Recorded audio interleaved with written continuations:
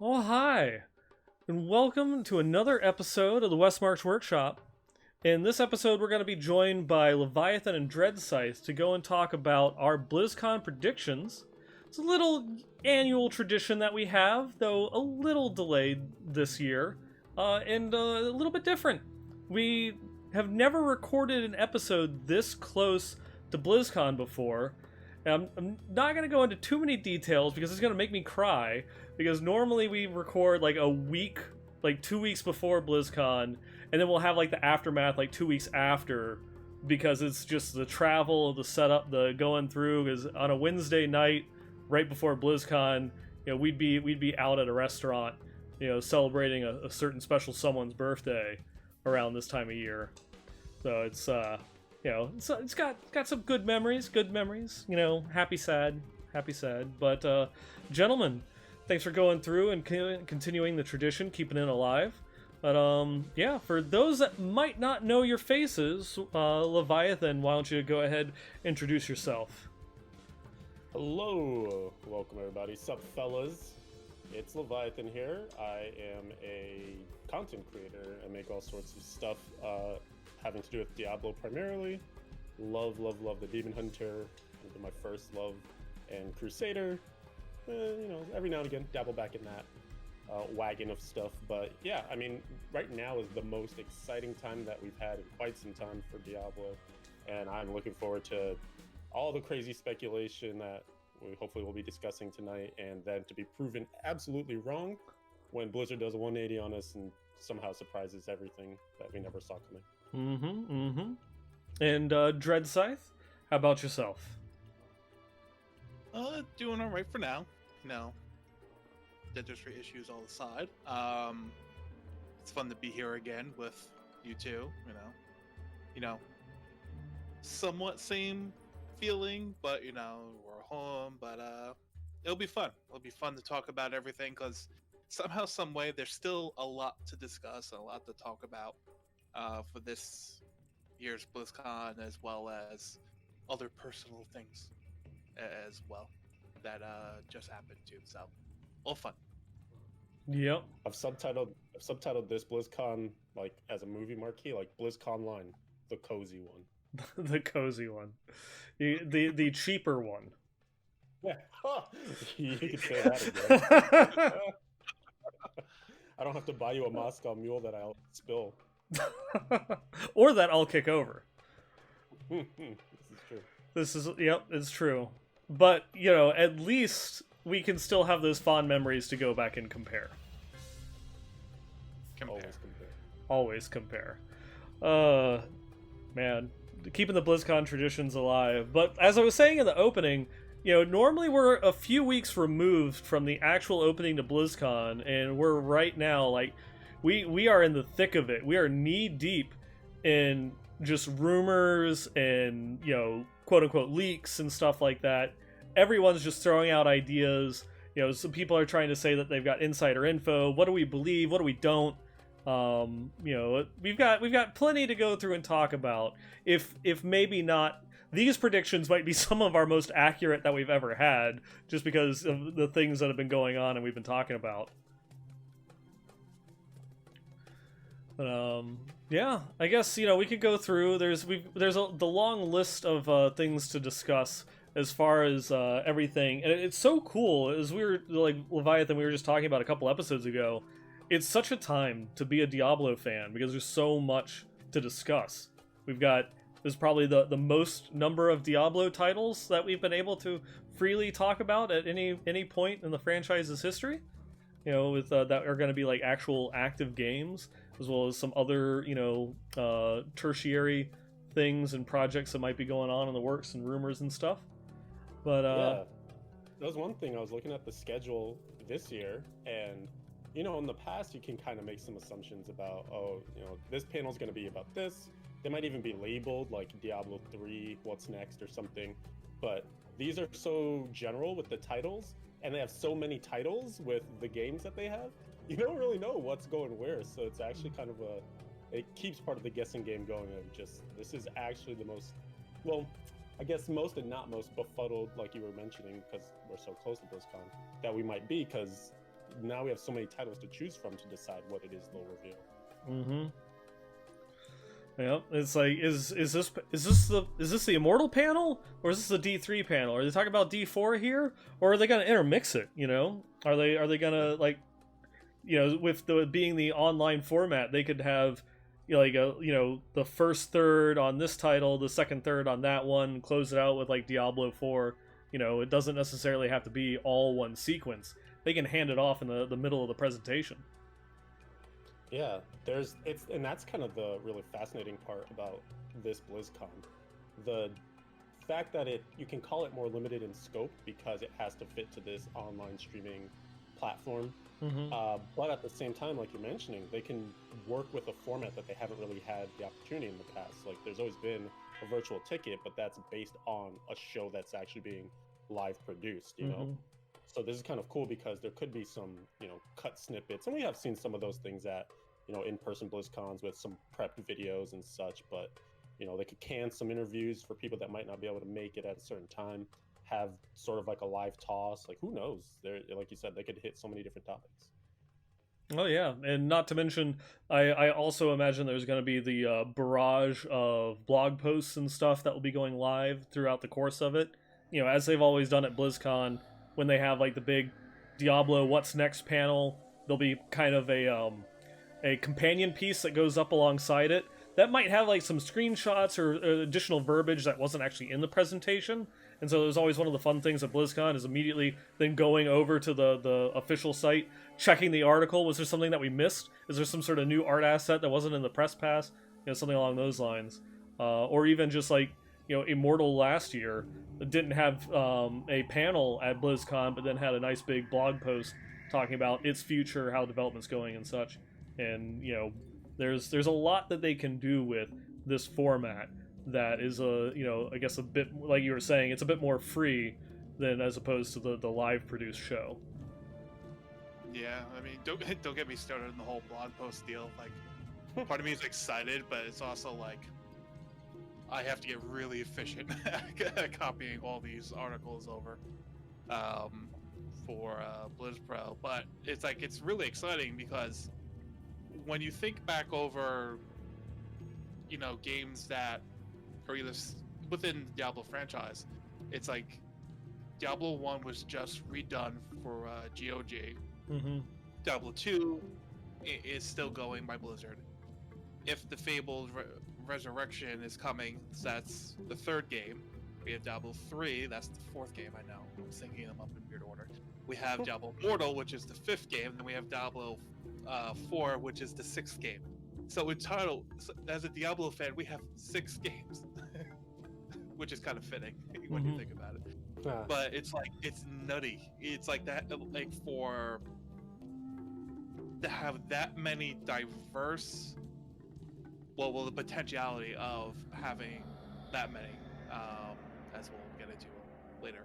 Yep. That many diverse versions of the same franchise, almost all at the same time, you know, when they all come out. And yet some people are still gonna bitch about it, but like, whatever. Oh yeah.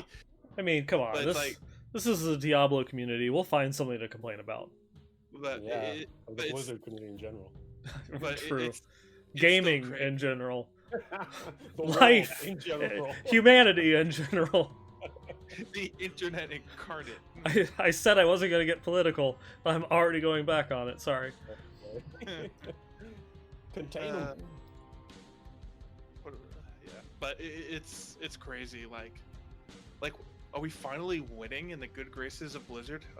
Is it not gonna be like WoW 24/7? Is it our time to shine finally? Well, you know, that's an interesting point because I was watching a Riker video and he was doing a little bit of cross comparison, and he did manage to note that Diablo actually has the most airtime at this coming BlizzCon. And usually you're right that it's WoW. WoW has a million different panels between voiceover, art, the actual, you know, patch or expansion that they're dealing with. But we are in the limelight. This is our time. And you can if you've been paying attention like we do with a lot of our breakdowns for the podcast and the articles and stuff, we've seen it spinning up again, right? Like with hiring 3 community people to kind of, you know, police over, if you think about the different communities that are spinning up. You're gonna have the D4, you're gonna have the Immortal crowd, and then you've got like sort of your D3 legacy, maybe D2 falls under that as well. You're gonna have all these different go-to points because these communities are gonna grow. Of course, they'll intermingle. We'll all be a part of all of them, I'm sure. But you're gonna have like your diehard D4s who don't want to know anything else or talk to anybody else. They just want all D4 all the time. Same with them. I can potentially see it with the mobile crowd as well, because that's such a different thing all on its own. And then, like, you know, the purists, the llamas of the world, with D2 and you know, the old stuff. So it's, yeah, dude, it's spinning up. Yeah. And before we dive into our Diablo related predictions and such, mentioning WoW, is there anything non-Diablo related that you're kind of interested in or looking forward to from this year's BlizzConline? For me, Hearthstone. I mean, that's always a game, you know, we've talked about it here and there, that I feel like it touches our lives every now and again. Whenever new cards come out, I'm always curious what mechanics they've come up with. You know, I don't actively play it or collect it, but I do, especially with the content that they've been able to provide for free, like Battlegrounds and, you know, it's pretty monumental stuff with the tavern brawls and some of the story type things. I love it, and I think Hearthstone in itself is a really fun game to kind of have as a side thing. So I hope to see something cool there. And apparently, like, so they mentioned this whole sort of, you know, this brought up a Twitter conversation that Neinball had mentioned with Hearthstone Classic, if you will, them being able to revert like to the old cards, like Unleash the old Unleash the Hounds with the Buzzard combo is coming back. It's awesome as an early hunter. Those of you out there who know, you know. And you know, old Murk-Eye builds I'm looking forward to. Yeah, oh I forgot, yeah. Oh, there's so much cool stuff that you can do with the old cards, so it's gonna be interesting. But that apparently was just like a side dish for the Hearthstone content. They revealed that before BlizzConline, so because there's a whole they were mentioning there was going to be a whole new game mode coming, and they mentioned the Hearthstone Classic, and everyone's like, "Oh, that's cool," and then Blizzard's like, "No, wait, that's not the game mode we're talking about." Pretty insane. Yeah. It's actually kind of funny, a little bit of a tangent. I've not played Hearthstone since kind of like the height of the lockdowns in the summer. Probably I haven't played since like August or September. But Hearthstone content is probably my most consumed content online between streams and YouTube videos. Because my girlfriend Neve absolutely loves Hearthstone, so we end up, a lot of times for dinner, we'll go through and watch like Kriparian streams or his, you know, YouTube highlights and stuff like that.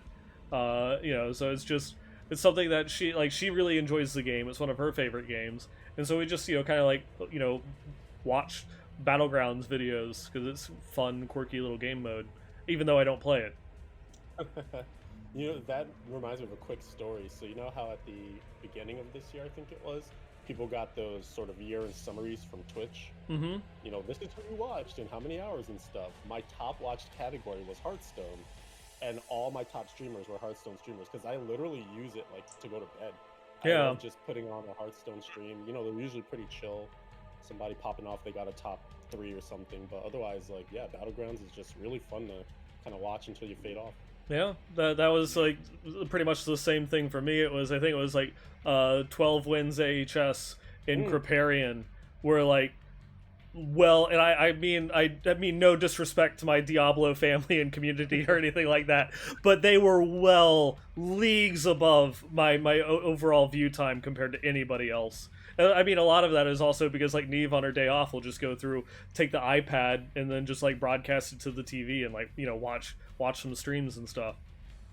Makes sense. That's all right. Diablo's time's coming, like we said. Oh yeah. But yeah. I know for myself, Shadowlands has its problems. You probably have seen some criticisms and stuff. But for the most part, I've really been enjoying the expansion. Can they do things better? Can they be less stingy on the gear?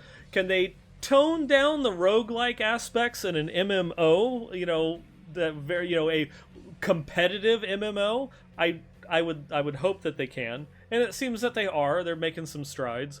But I'm looking forward to presumably patch 9.1 info for Shadowlands, where the next raid is going to go, my waifu Sylvanas. What are they gonna do with her? If you garrosh her, I swear to God, I know where you all work. Well, actually, not anymore since you don't actually work at campus anymore. So okay, all right, fine, fair. But I will send nasty tweets.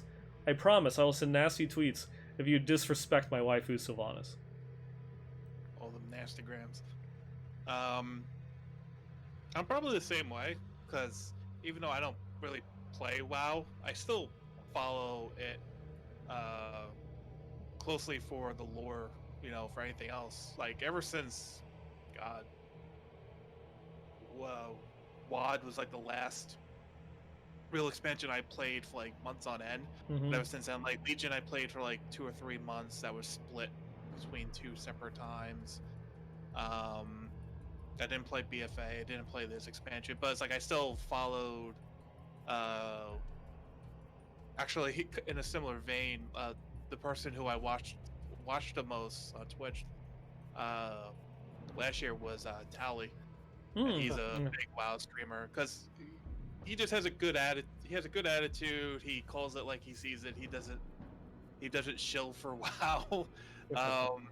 But he can do. But like when a raid is open, he's ready. So watch him. He goes through it, see the end cinematic, and have fun watching him go through it all too. So I'm always interested in what they're doing with the WoW war, because that part of me, I was always enchanted with the rich character development ever since good old vanilla days, and just where they're taking this rather long multi-expansion plotline that used to not be a thing, and like where they're driving the story.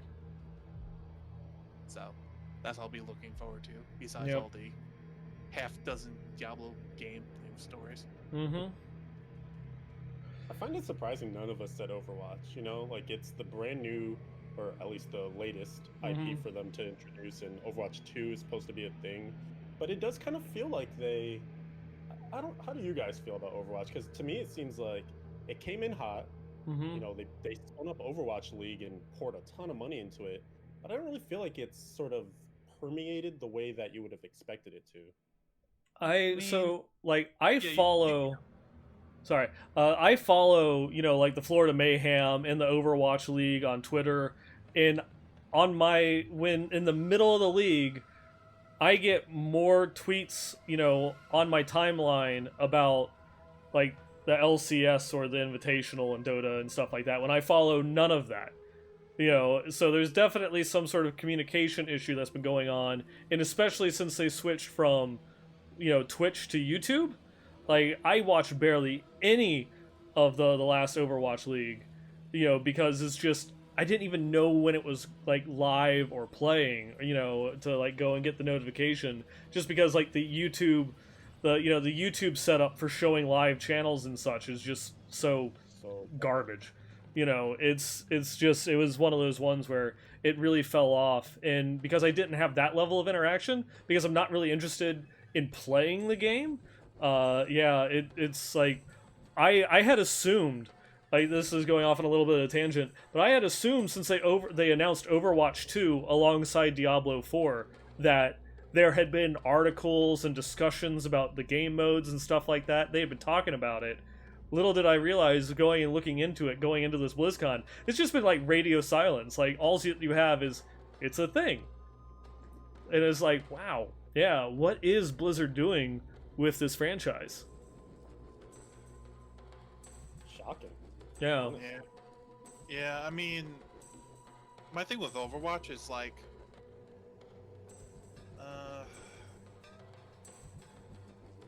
maybe not like Hearthstone, but like for me, like Overwatch, like it was fun when it first came out, and you're playing with it, and you're doing all like the fun, like things of the week or whatever they're doing, and then like what happens with some games, like tournaments start happening, and then esports becomes a thing, and then more and more questions about the game, balancing around the game, kind of seems to be kind of becomes like around like tournaments and balancing of like, you know, okay, this is like this character was a tank, but we're actually gonna like change it and make it a support, and then you see so much of the game be balanced around like the tournament and the esports scene that it loses that.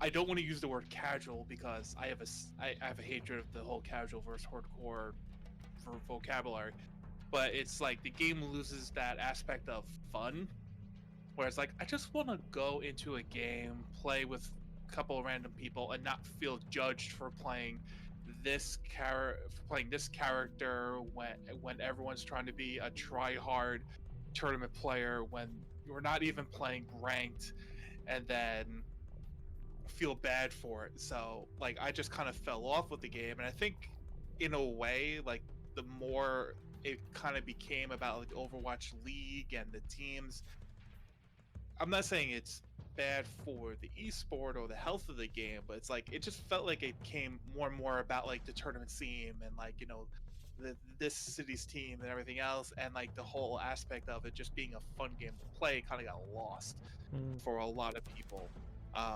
And it's something that we kind of all have a mild hesitation with when we talk about PvP and Diablo 4. So it's, yeah. So that's what it is for me, at least with Overwatch. It's like, it's basically another LOL. Why do I care? I don't feel like being yelled at 12, like from 12-year-olds. Yeah. That being said, if they came out with an Overwatch TV show, I'd watch the hell out of it because I like the characters. Oh yeah, for sure. Yeah, definitely. Yeah, I wonder if that'll be one of those things where there'll be some medium that they take it to that finally resonates, and that's how you kind of interact with your Overwatch. Mm-hmm. The YouTube thing is really interesting to me because it touches other franchises too. Like I kind of feel like my only connection to StarCraft was watching like WSL and some of the, you know, bigger tournament stuff. And again, with Blizzard, I guess going into that partnership deal with YouTube, like Jimmy was saying in chat, like the discovery is just so bad. I feel like I legitimately only find a live YouTube thing if I see it on Twitter, which just seems so backwards.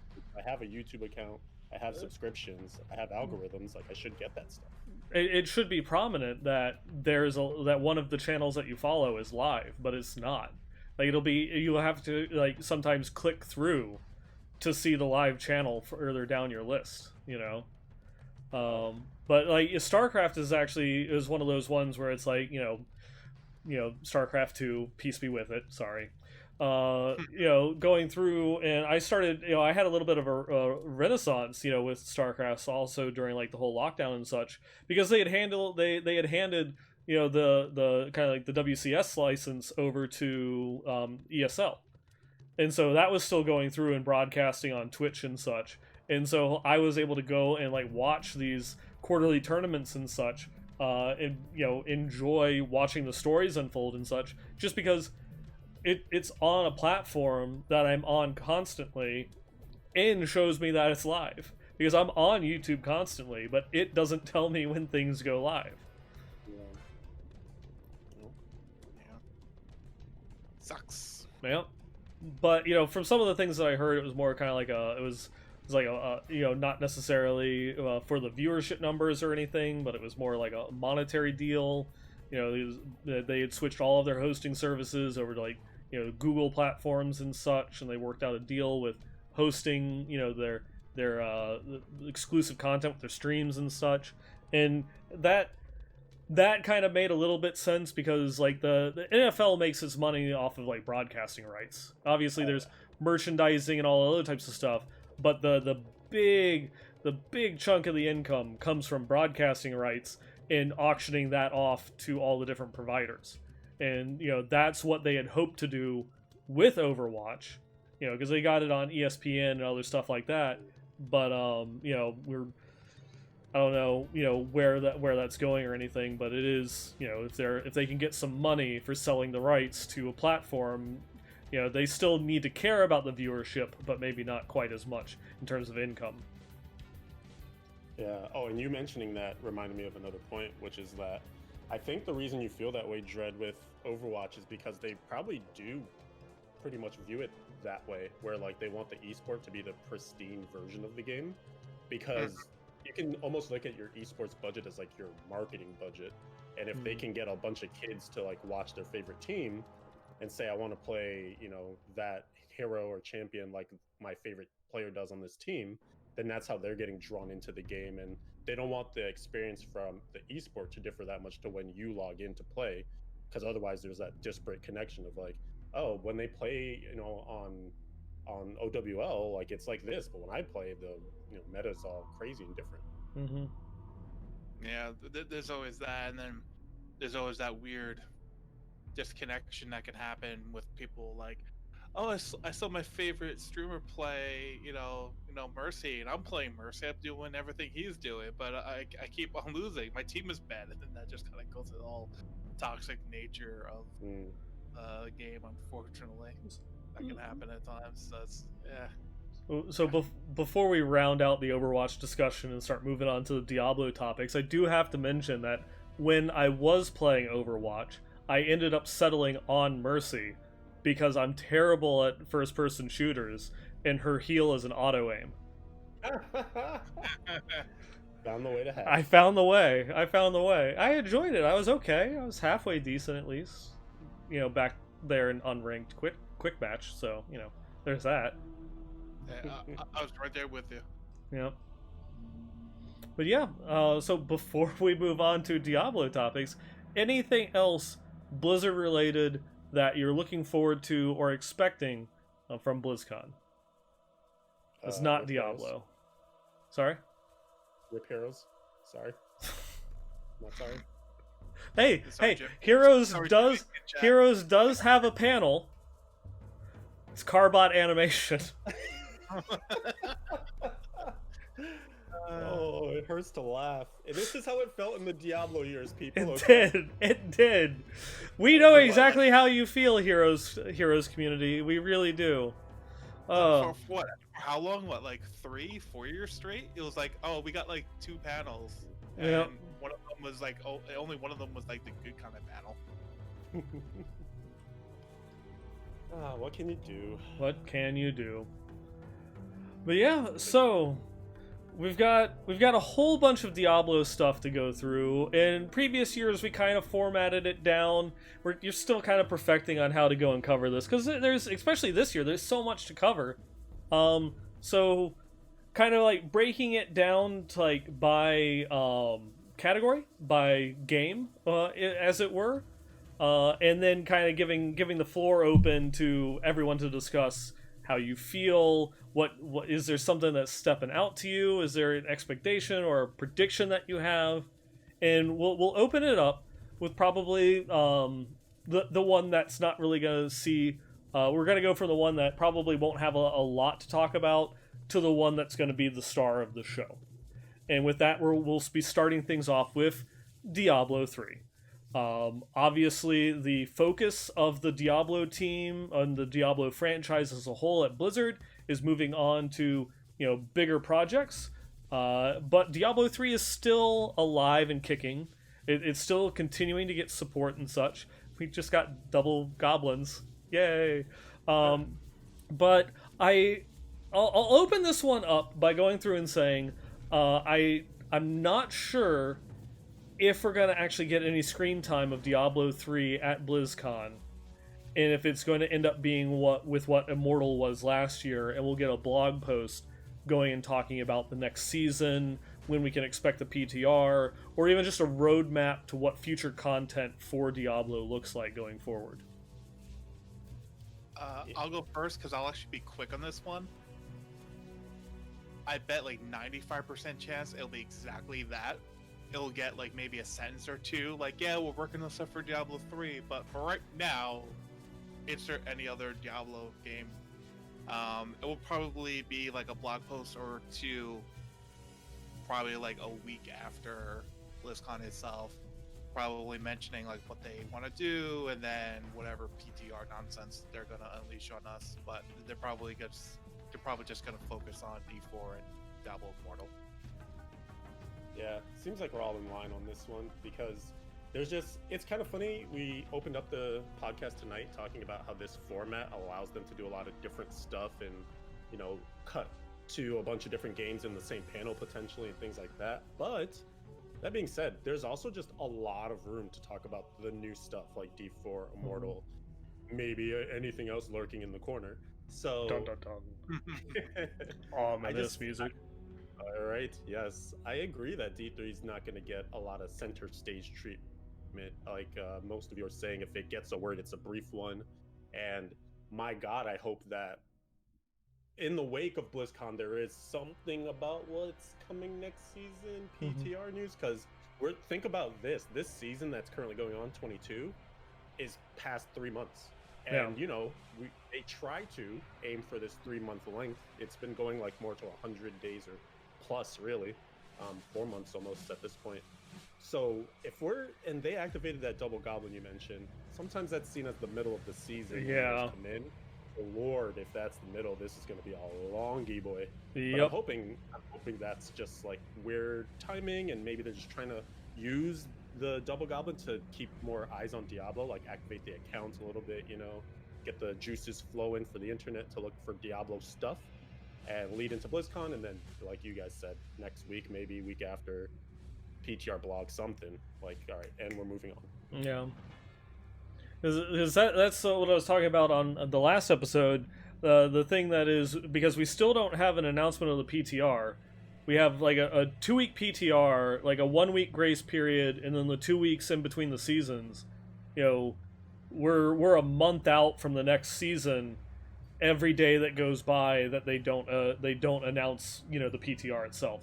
So I feel as if they're kind of like they're keeping it close, keeping it together. They've done this at previous BlizzCons where they've gone and announced the new patch, the new season at BlizzCon, and then the PTR drops Monday or Tuesday, so that way you can go and test out all these things that we have. Well, you know, as we've all mentioned, whether it actually makes its way onto one of the panels, I'm not sure. But I definitely expect something to go through and discuss what we're going to be getting in this next patch. And I'm also looking forward to seeing, you know, they hired, you know, Kimberly, you know, as a technical artist over on the D3 team. It actually has expanded, even though there's been all the talk of Vicarious Visions and the Blizzard Classics team, you know, kind of being dissolved and integrated into other teams. You know, the fact that they still have expanded that D3 team, there's, you know, they're seeing the interest, they're seeing the value in continuing to expand on Diablo 3. And I look forward to seeing what the fruits of that labor is going to be. Oh, guys, I figured it out. Actually, there's going to be a huge Diablo 3 presence at BlizzConline. All of our transmogs and things and wings. The wings and things, yes. Wings and things, duh. Which, the wings and full suit of transmogs and which we still haven't seen yet. They're holding on to it. Which makes me wonder, is it going to be something related to... Are they going to make a Diablo 3 announcement, and is it going to be related to that? Or is it going to be related to one of the other projects that they've got going on? I feel like, yeah, the fact that we haven't seen it must mean that it's a hidden agenda with something that they're going to reveal at BlizzCon. Yeah. I hope that it would be for something future-reaching, because Immortal can kind of, you know, bridge that gap where they might show us like a zone or a new boss or something, and then boom, there's your... Because, you know, it kind of is close to D3, so I could see the art kind of translating. Yeah. Much less than like a D4 if they reveal some boss there. Like, it'd be kind of weird to bring that into D3. Mm-hmm. Yep. I guess so. To wrap it up, final expectations, D3. I think we're pretty much all in agreement here. In the presentation itself, minor presence, talk about the next patch, probably a blog post. Yeah? Yep. Yeah. All right. Next one, moving on. I feel, even though there's been like zero rumors or anything of which to talk about, I want to bring it up because I bring it up every BlizzCon. The long and often rumored Netflix series. I want to go through and talk about. If you're a longtime fan of the show, or even a new fan of the show, you know I talked about this like for a couple of episodes now. I've been going through and bringing it up. Particularly in the last episode, so I won't go too much into details on it, but, you know, today they literally just announced a Netflix-partnered Dota animated TV show that's being produced by like the some of the former creators of like the Avatar: The Last Airbender, and it's premiering in a month. It's on like March 25th. I didn't see anything about this before, and then all of a sudden they just go through boom and drop it. You know, Netflix has been aggressively going and buying up the rights to produce TV shows based on video games. I think that they're working on like a Resident Evil one, Cuphead, a whole bunch of other stuff. And we have for the longest time had rumors and some actual leaks and hard information that there has been a Diablo Netflix series in production for at least a few years now, from the Andrew Crosby, who leaked that he was the showrunner before deleting that tweet, to Blizzard filing a copyright or a trademark for a Diablo animated TV show that will be distributed through digital networks, and then all the way down to Nick Van Dyck, who is an executive. It's like an executive vice president at the Activision animated studios, saying that he was the executive producer in his LinkedIn for a Diablo series produced alongside Netflix. It's like there's a lot of stuff that's out there that they've been going through and working on this. I think it's like been for 2 or 3 years now. 3 years, because it was like 2018 was when the news first broke. But since then,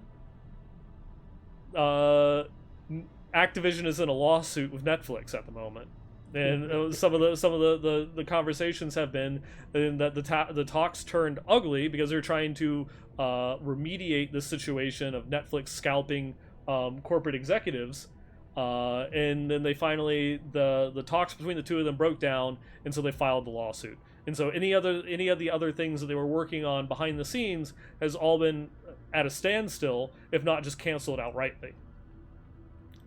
And so as much as I want it to be, I sadly don't think that we're going to be hearing about this anytime soon. Definitely not at this BlizzCon, and not at next year's BlizzCon either, to be honest. Yeah, I mean, and just to be clear, when because I didn't read that, it was Dota, so this is like Valve, right? Yeah. So Valve beats Blizzard to another Dota thing. Ooh. Damn. Damn. Anyways, moving along. Yeah, it's a little sad, but then again, in the corptocracy that we live in, it shouldn't be all that unexpected. When who was the guy? Was it like a chief financial officer? It was like one of like the bigger like board high up position. Yeah, like one of the bigger executives was poached. I remember that whole big stink when it happened. Yeah, was it like a year and a half ago, something like that? Yeah, it was 2 years ago. It was the CFO had gotten poached over to Netflix, and they just filed the lawsuit in December. Oh yeah, so yeah, I would think that they wouldn't do anything with Netflix because that would be maybe conflict of interest potentially. I don't know. Yeah, no idea. I mean, it's apparently like Fox. Fox has sued Netflix for the same exact thing of them going through and poaching executives, but continued to work on projects with them. Yeah, it could be one of those things where a settlement happens or they figure something out, but the money-making aspect of partnering up still makes financial sense, and so both parties will benefit from, even if it's a sterile relationship where they're like, we're just doing this because we're going to put money in each other's pockets, but we don't like each other. Yeah, they can still get it done. Yeah, I mean, regardless, it would be a cool thing to have because it would do fantastically well. As long as they picked a good set of characters, a good story, and they executed it well enough, which is the same with anything. Mm-hmm. It would do really well. Oh, it would definitely be binge worthy. It's like, oh, just wait till everything's out. Okay, everything's out. Okay, watch it all while grinding a D3 new season or something like that. Mm-hmm. Well, I think what I'm about to present is going to be a reoccurring topic when we talk about a couple of other things that might be coming. But Do any of you recall with the rumors whether they were discussing like the timeline of what the show was going to be about or characters or anything like that? Because my thought process is that this could be another one of those stand in the middle things where this could come out prior to D4 but be like the lead up for it in one medium. So here's a bunch of episodes, get you introduced to some of the backstories of characters and bosses and things that you might eventually fight in D4, and kind of, you know, the same way we had the short stories and things with D3 leading up, could be that type of a campaign. Yeah, I mean, that definitely is a possibility. I think this is one that we've talked about offline a couple of times across some various things, because that was basically like the canceled Diablo comic from a couple of years ago. It was going into BlizzCon 2018. When they announced Diablo Immortal, going into it, everybody thought it was going to be Diablo 4 with the big fanfare that they were creating and all that. And, you know, like at San Diego Comic-Con before that, they had announced that there was going to be a Diablo comic that was, you know, being created. And then Diablo 4 didn't get announced. You know, then we got some like leaks and rumors and stuff that, you know, like Diablo 4 had intended to be announced, but then due to some delays, it got pushed back, that they weren't ready to announce it or showcase it, and all those other types of stuff. That it seemed as if there was, you know, there was kind of like this, you know, kind of like multi-medium marketing strategy that they were getting ready to go and do, that kind of everything just got pushed back. Everything got delayed by one form or another. And so it definitely jives what you're putting out there. The things that we've seen throughout the community with other projects that did get announced and then pulled, because that comic was supposed to be about Lilith and the birth of the Nephilim, you know, and that its timeline was going to be the actual, like, the birth of Sanctuary and the first generation of Nephilim, how Lilith kind of like got control of everything, and where we ended up, you know, as humans from those Nephilim. It was kind of like the rumored story and timeline that was supposed to be take place, which of course then jives directly into Lilith being the main antagonist of Diablo 4 that we've seen so far. So it's a lot of those little things that as you pick up on that stuff, and then a couple of years later, like this either a news broadcast or just the announcement of Diablo 4, or like this, you know, leak from Kotaku or something along those lines, and it's like those 2 points just line up perfectly and it all makes sense. Very interesting. Yeah, so that would have been cool. So that means that it seems we are in agreement that there will likely be no Netflix thing this BlizzCon. Mm-hmm. Maybe potential for the future as they kind of fill in the void of getting us from alpha to beta to D4 launch. Yeah, I could definitely see that as we get closer to the launch of Diablo 4, that animated series, whether it's on, you know, Netflix, or they move over to Hulu or some other, you know, yeah, you know, so they move it over to some other, you know, person that isn't poaching their executives in order to broadcast it. You know, we'll see, because like the trademark filing just is for digital distribution. It doesn't say Netflix. It's just Netflix was who they were partnering with. But that doesn't mean that they can go through and just pull it and have someone else work on it.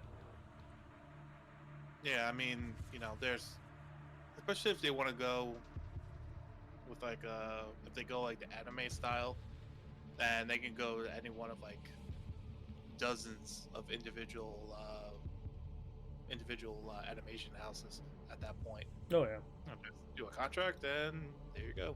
Bada bing, bada boom. Mm-hmm. Mm-hmm.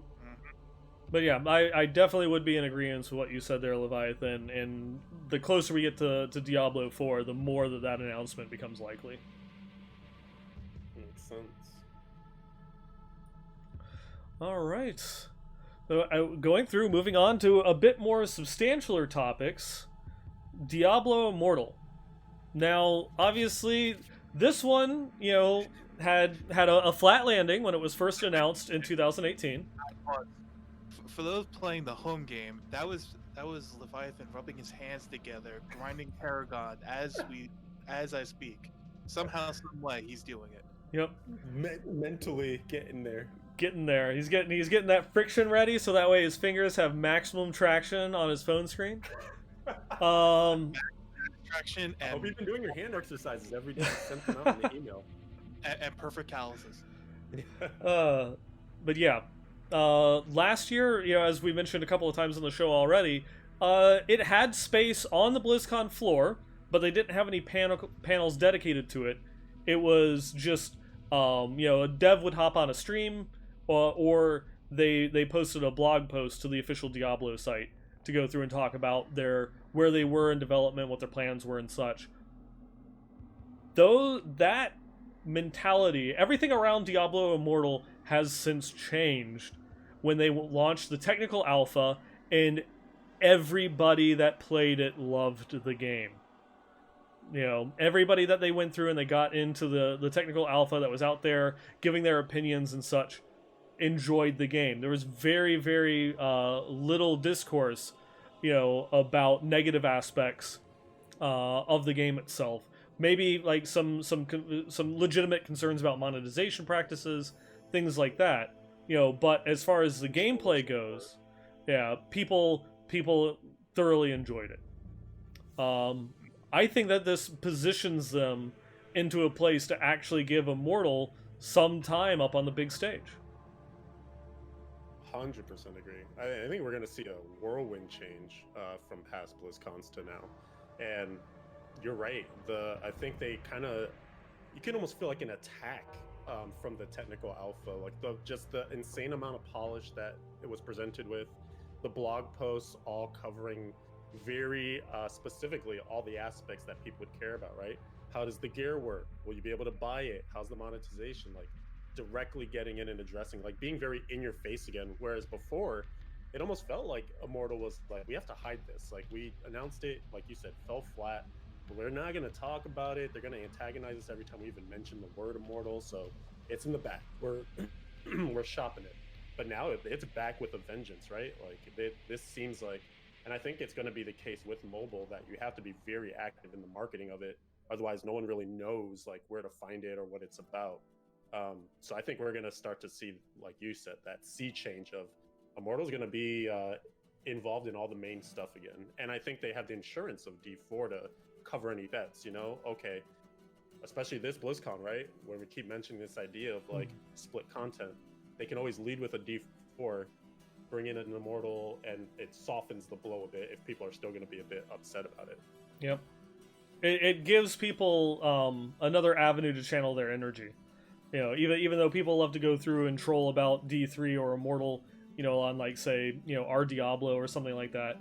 But the fact that they've got a panel coming up in like 15 minutes about Diablo 4 while the Immortal one's going on, they're probably just going to be more inclined to pass on it or ignore it while they wait to get hyped for the D4 announcements. If that's just what they, but a lot of people said, I don't care one way or the other about a Diablo mobile game. Yeah, sure, I'll play it, but I want D4. That for that mentality, those people, they've got something else to focus on, but Immortal is right there if they want to go through and check it out. Yeah. Go ahead. Yeah. I'm reminded of like, when we were all at BlizzCon 2018 and Immortal came up, and then it went immediately into the deep dive panel, and I like every once in a while I try to remember, like, was I actually upset? Like, was I actually upset? I think the only reason why I was upset was because, like, we didn't get anything for Diablo 3. It was like, ugh, we're gonna be slugging it more with Diablo. But I always held that hope for Immortal because of the very little of the skill interactions that they showed between the Wizard's Ice Crystal and the Ray of Frost, and how there's actually genuine skill interaction that didn't need legendaries to do what it was doing. And then how teleport and the the Chaos Nexus, where you radiate the lightning balls out and then they come back to you. Mm-hmm. And I was like, this is the simple shit that really makes a game shine, and it's being plowed for being a mobile game.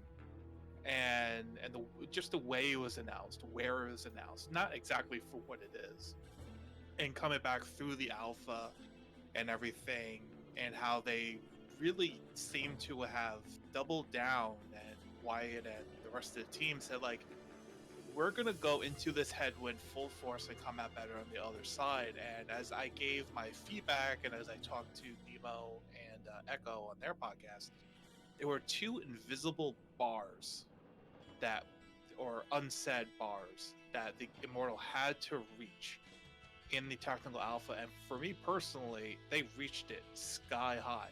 Was Diablo Immortal just a great game, period? And was it a good Diablo game, period? And it did them both. It's a really good game by itself, outright, regardless of platform, and it's a really good Diablo game. For me, Immortal is better than Diablo 3. It's more spitshine. The systems that we saw are more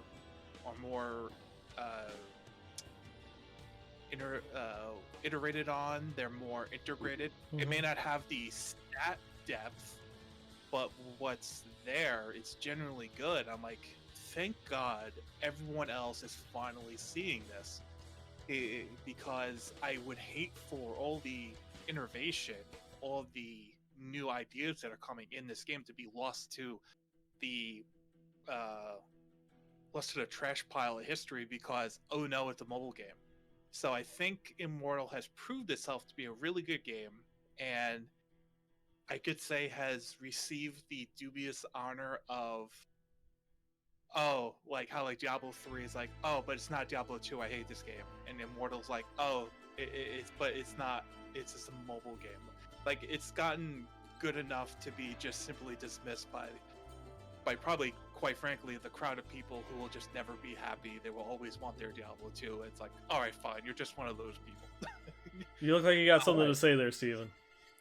Yes, okay. So, but it's ironic as you're saying this. It's probably the first time I've really put this together. Blizzard now has this sort of track of having to battle back from bad starts.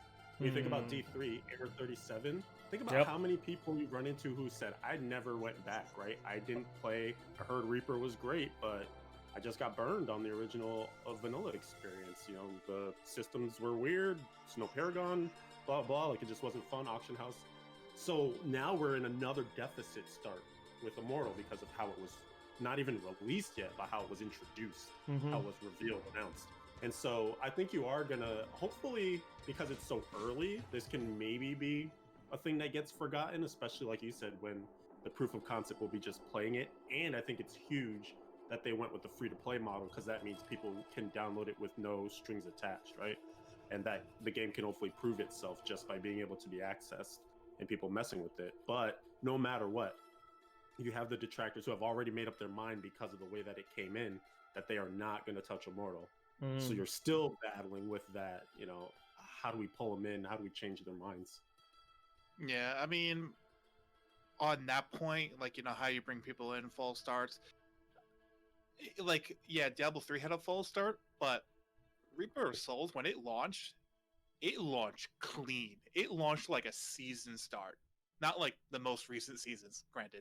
But like an actual season start, like, you know, midnight hit, Eastern Standard Time. It said Reaper of Souls has begun. You went in, it was clean. It's like one of those things, like communities, like groups of people, for anything, for any situation, will always tend to make a fuss when something goes wrong. It's always in the negative. It's hardly ever in the positive. And like, no one brings up the Reaper of Souls launch and how clean it was, but everyone remembers Error 37. It's kind of like how people always have the rose-tinted glasses for Diablo 2, but it's like, maybe not so much. But with Immortal, at least its faux pas was its debut, but it has nothing to do with its release. So it's like, and especially with the alpha being so good, and hopefully the next rounds of testing only amplifying that, as you said, hopefully they'll just kind of shove it underneath the rug and be like, yeah, don't worry about that, because at the end of the day, it has no bearing. And for the people who are going to play it, they're going to play it. For the people who are not, they're not. And I think, unfortunately, the way we are in this world right now, people are kind of that decisive, like, I'm not or I am, and you just work with the people who you can work with. I think one of the other things is going to be definitely in its favor is if the game launches free to play, there's no barrier to entry. Anyone can anyone can jump in and try it without having to go through and make like the big box purchase or anything like that, which I think is going to definitely work towards its advantage to alleviate a lot of those issues or problems, because it's a no risk buy-in. The only risk that you have is actually enjoying the game, which seems to be it's a viable concern, because I see it so often when you have big names, like Leviathan, like yourself, or people on Danktuary or in like Bloodshed's channel and stuff, that they're going through and they're talking about, you're saying all these good things about the game, but we need more diverse opinions because I want someone to talk trash about it. Why is no one talking trash about this game? I don't want to like it. Yeah, it's crazy. And to think like how both of you brought up the whole free-to-play measure, and if you remember that year at BlizzCon, there were back conversations where there were other systems that were being thought of that would have been, that I think all three of us and a lot of it were kind of giving like a little shifty eye, like yeah, probably don't want to do that, but we're not the decision maker, so hopefully you make the right decision. And with I think there were at least two systems that they brought up that aren't in Immortal. One of them was like the whole autoplay function, like how many of the devs were for it, how many were in, and how that fight was going. And it's nice that at the end of the day, Diablo Immortal is just Diablo Immortal. It's basically its own little offshoot of Diablo, and for me personally, it seems like it's kind of carrying on the legacy of Diablo 3, which is cool for me personally. And it'll just be so interesting to see where they go next, because it's crazy to think, when you take a step back and think about what we didn't get to experience in Alpha. We don't know what the level 46 to 60 experience is. We don't know how many more areas there are, which means how many more like area specific events, like the Haunted Carriage, let alone engines. Experiencing like the full breadth of Paragon, because there was probably that one last tab that we never got to or knew what it was going to be. And then there's also the fuller extent of PvP, and then raids. Yeah, endgame. Yeah. So it's like there's still so much of so many of systems that we don't know about, and there's still a lot to talk about, a lot to test. And okay, so what do they reveal? Yeah, that's what I was just about to go through and jump on, because that point dread really perfectly ties into what are they going to show. What are our actual predictions going to be? Leviathan, would you actually like to start this one off? Yes. So one, I guess, caveat was that they did have the Q1 call so Activision Blizzard, when I say they, they're a publicly traded company, so they have to do these calls with investors to let them know how the strength of the business is, sort of what the key metrics are, what projects they have successfully released. They don't usually spoil what's coming next, but they kind of give a bit of a glimpse into the future of, we expect these things to perform going down the line and something else happening later this year, Q3, et cetera, et cetera. So on that list of things to expect, we basically got a confirmation that Immortal is launching this year. So when I saw that, I was over the moon. I was like, it's actually gonna happen. Like, we don't have to wait that much longer. The year is actually almost a quarter over. So we're getting there. Not many 2 more months that they can use to release. But in any case, not to bury the lead, I think I kind of want to say that we might get the release date. Is that wild? Because think about it. If we're less than a month or less than a year away, that's well within the window of being able to say this is when it's happening. Which is one of those ones which is like, we have that advantage now of being so close to BlizzCon. We've been seeing a lot of these big rumors go and come out, and one of them specifically has been, at this BlizzCon we'll get the launch date. I guess I'm being a bit more conservative with my prediction, is that I think that we'll probably get like a window. It's like it'll be coming quarter 4. We're not going to get it's launching November, November 17th or something like that. It's going to be more. We might get. I will go through and say that we might get a firm date for beta. There'll be something along the lines of we'll be starting the actual full-fledged regional testing in beta of the entire game, because as Dredd mentioned, we only got to 45.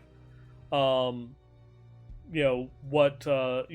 launch beta in July, with release in Q4, something along those lines, and then give us more of an idea of what it is that there is going to be testing. What does a character look like at 60? Like the in-game, them formally announcing what the in-game systems are going to be besides just Paragon, as well as hopefully we'll finally get some goddamn gameplay footage of the Necromancer and Crusader, besides the little 10-second clips of them in the B-roll footage.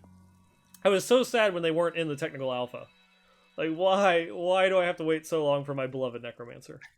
I guess that's another thing to challenge you on, or at least ask. Do you think they'll be testable in the next beta, whatever version we get? I'm gonna cheat on this answer because what was it? Ian Azakostas, if I'm saying his name correctly, talked about alphas and betas leading up to Shadowlands, and they said at least on the WoW team, an alpha is an early testing of the game without all of the systems available, and a beta is a testing of the game where the entire game is capable of being tested in all of its systems and all of its functions. So for them to release a beta, yes, I do believe that the Crusader and the Necromancer will be playable there, just because some of the verbiage and the language that they were using throughout the technical alpha was that they still intended to launch with the Crusader and the Necromancer, and that they weren't being held back to come shortly after launch. It still seemed as if they were intended to launch with those two classes available. Yeah, I'll echo a lot of what Nine said. I think it's that they've done Blizzard's the last couple of years. Blizzard has gotten good at doing. They kind of screwed the pooch a little bit with the Warcraft through Reforged when it said game will be delivered on or before December 31st of blank year, and then they still ran over, but we don't kind of know why. So I believe that they'll kind of do that same thing with Immortal. They'll just pick the last day in a year, so Honor delivered by September whatever. So they get, which if they do that date itself is probably telling, because it means that they probably built in a good 2 or 3 months of buffer just in case they need it. So they're probably willing, if everything goes really super well for them, to release it a month or two before that, but they're giving themselves the buffer.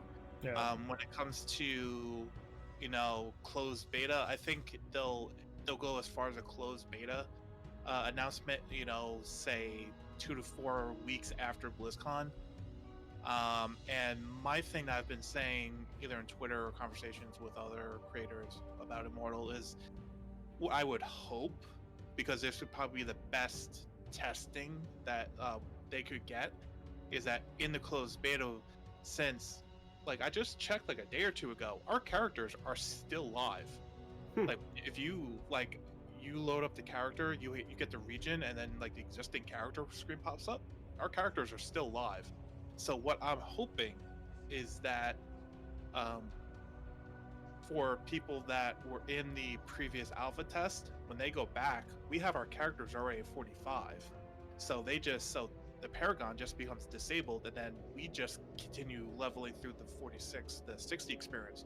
So all the previous alpha testers, or who are knowledgeable about the game, are knowledgeable enough to look for the new stuff and the stuff that we didn't get to test. I know that was verbiage there, but that everyone else who's new coming in, they do the stress testing, server stress testing, and making sure Westmarch is feasible with however many people, and that whatever layering, phasing technology that they're using to make sure everything works. So they're kind of doing like a dual testing, where they're testing the new content with the experienced alpha players, quote unquote, and the new masters who are coming in will be testing everything that was before, hopefully some stuff is fixed, so they'll get feedback, like a good second round of feedback on that.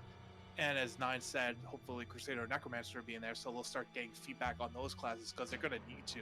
Otherwise, you're going to need another wave of information to at least get one round of feedback on the classes. And as we remember with the Crusader and the Necromancer, each one of them for Diablo 3 took 2 or 3 patch cycles to finally get them in a good spot, which took about 6 months. So it's better to start doing that now, so the classes are all in a much better state, and then, you know, your typical 1 or 2 corrective patches afterwards to get them in that good state after release. All right, forget this. You guys need to be more bold. I'm coming in with a hot take.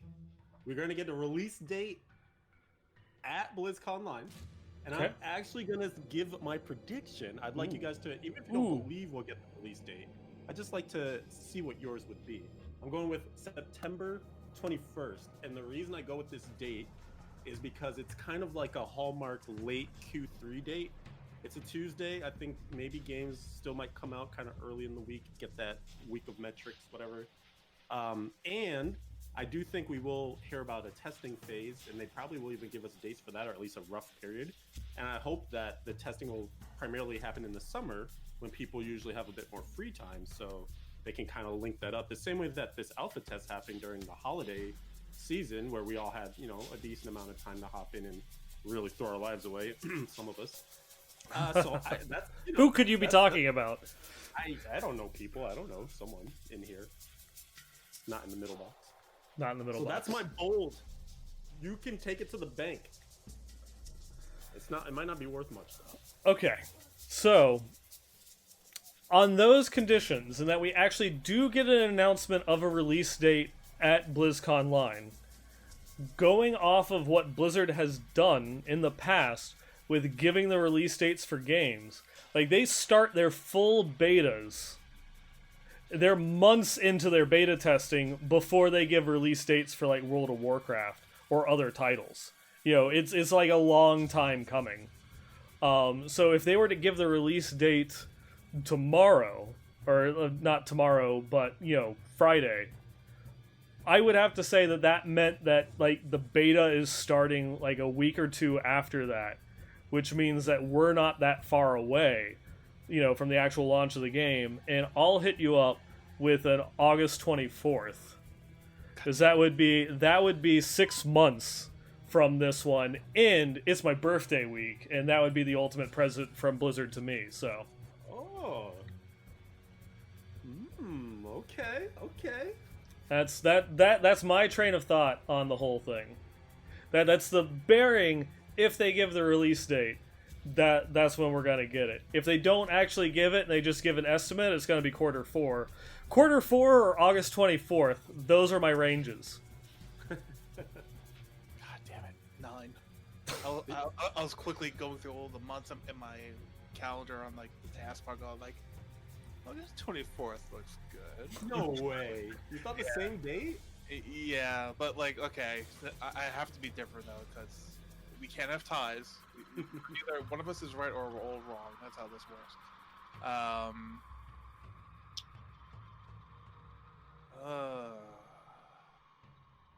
It's like so bad because like they're gonna do like by like end of September, because that'll be end of quarter 3, or end of December, which would be quarter 4.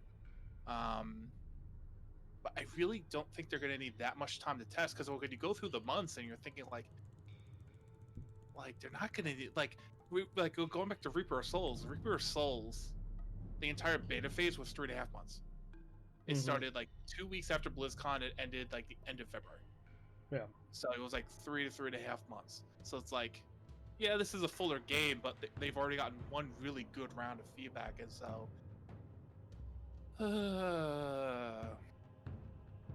Do it. Fuck it. August 10th. There we go. Is that your final answer? I am out of lifelines. August 10th. Final answer. There we go. This one will be interesting to go through and come back to see where these ones go through and landed. But I do have another hot take, maybe not so much a prediction, but like kind of maybe a guesstimate of one of the reasons why we haven't seen the Crusader or the Necromancer. Oh.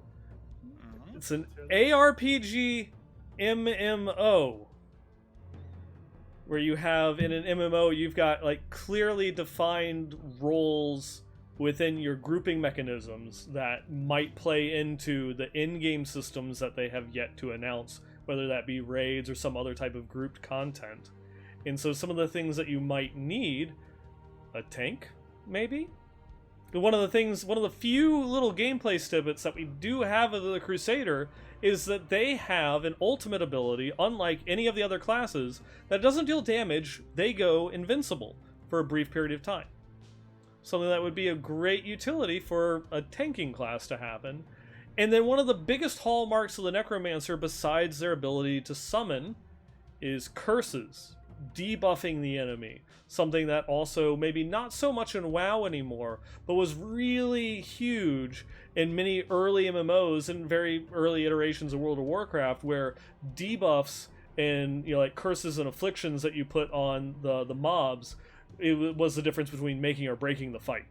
And they were huge modifiers that could swing the entire battle one way or the other. And so that these could be more, obviously they'll have their capability of going and soloing all in-game content up to a certain level before you have to group, but that their characters and their toolkits are designed primarily for more support-oriented roles. And that's why we haven't seen them, because the places that they excel at the end game at level 60 is where they're going to flourish. I like it. Okay, now you're really getting the juices flowing. That's pretty interesting, because that could be a great way for them to thematically tie the presentations together, right? If they want to show us a bit more of that gameplay now that it's hopefully fleshed out, what better way than to team it up with a event or some aspect feature of the game? Yeah. Okay. I'm buying in. Yeah, that would be the perfect way, because like I know we've been talking more about dates than actual systems we want to see revealed at BlizzCon, but like endgame, like raids, because raids in WoW are very defined. It's very easy to discern what's a raid in WoW versus what's just an instance. But in Diablo, we haven't had raids, and for all intents and purposes, we experience what a dungeon is whenever we grab 3 other people, get into a party, we go into a rift, or we go into a Gritter rift. It's more or less the same thing. There's not the intermediate bosses, like, at 25% or 50% or 75%. If we had to come up with an analogy, but it'll be interesting how they really make raids feel very different than just grabbing 3 people and going into a dungeon. So that's what I'm looking forward to, which would tie in exactly to what Nine said about how you really have to think about your group comp, the mocking laughter gem that everyone like yells at, like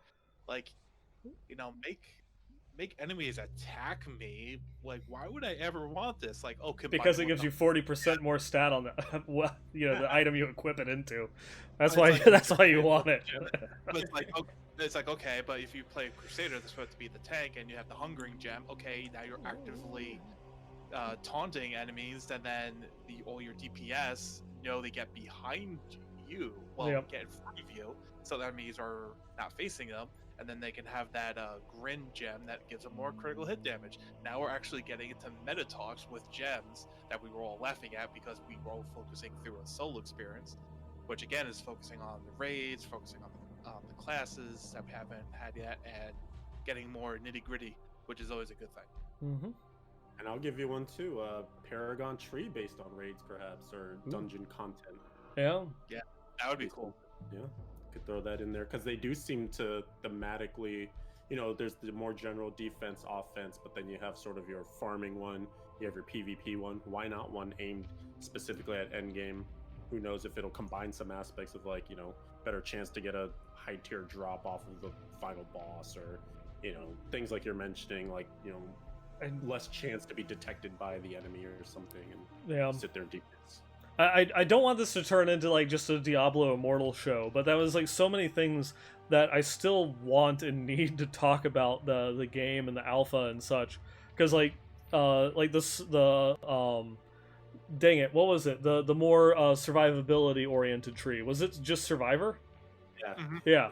So that one was one of the few places that you could actually get points for potency out of all of the Paragon trees, which was actually for increasing the duration of your debuffs. So there's an argument there that maybe like a Necromancer or a dot-based class would actually spec Survivor, because it would up like damage over time effects, which you wouldn't get from like some of the other trees. But that's it's going out there. There's a lot of different things that they could do, but while we still have time to talk about some other topics, is there anything else on Immortal that we'd like to throw out there before we move on? I think the hot takes are in. Make sure you got your clips. We're gonna revisit all these dates and predictions. Yeah, we're gonna go through. We're gonna see what came true, and then they're just gonna not announce a release date, and so we're all wrong. Just give me the game. So when my daughter's taking a sleep on the couch next to me, and I still have to watch her, make sure she doesn't like tumble off of it mid sleep, I can just be like, "Yo, Immortal, my best friend, you're back. I missed you." All right, moving on. So we've only got 2 more things to talk about on this show. So this is where we're starting to get into the big and juicy ones. Now this one, might not be the one that the majority of people are tuning into and expecting and hoping, but I think that this one might be one of the juiciest of the potential things that could be announced at BlizzCon, and even just talking about it is a prediction in and of itself. Diablo 2 Resurrected, the long-time rumored D2 remaster. What year is it? Right? It's just so, like, there has been so much talk, so much chatter. I dedicated a pretty decent chunk of time in the last episode going through talking about Vicarious Visions, the possibility of this D2 remaster, what all of it goes and works down to.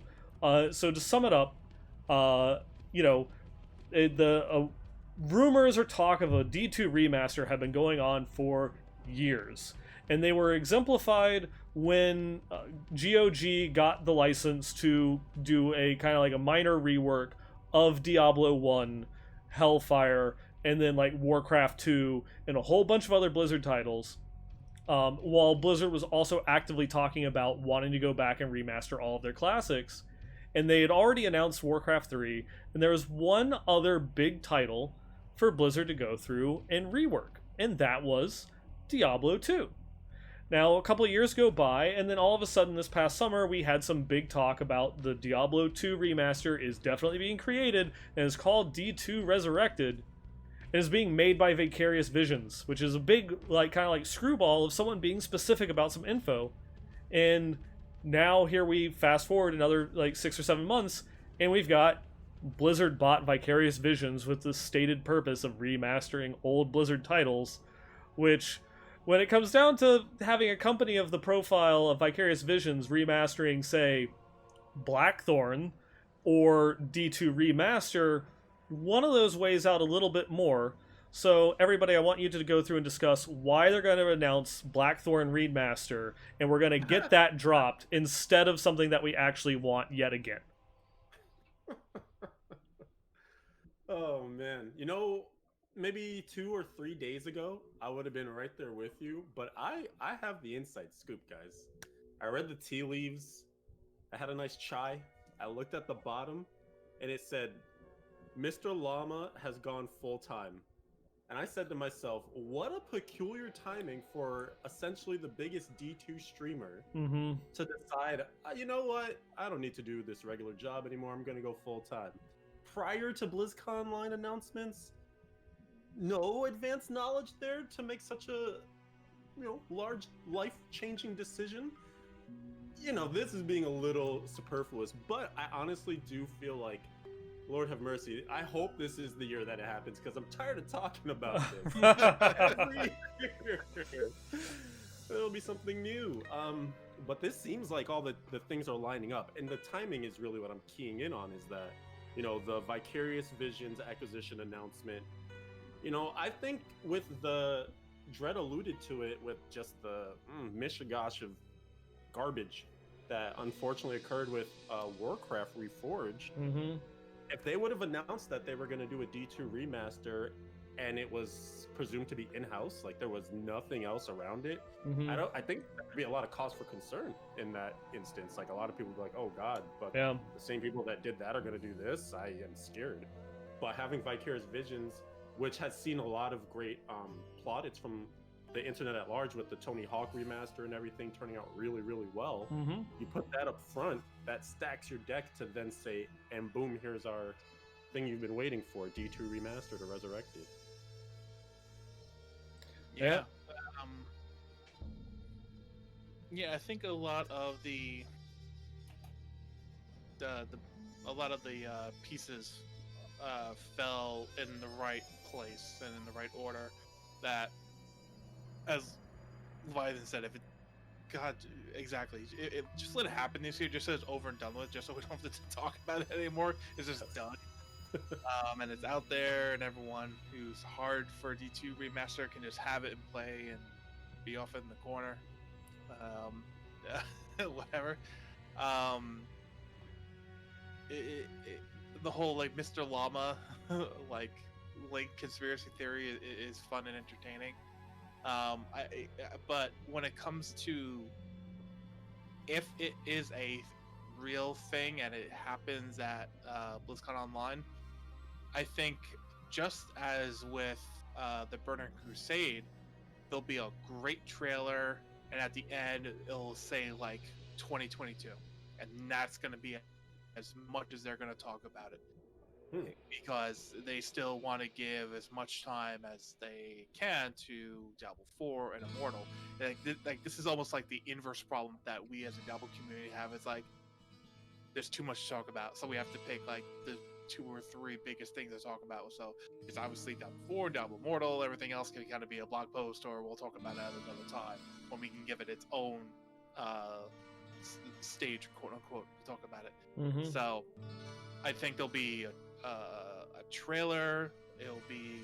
It may, I don't know if it'll be the same trailer or it'll be an updated one. They'll probably have some beginner work like they do, showing the differences, and then they'll have the year at the end, probably 2022, so it gives them the entire year to work with, and that'll probably be it.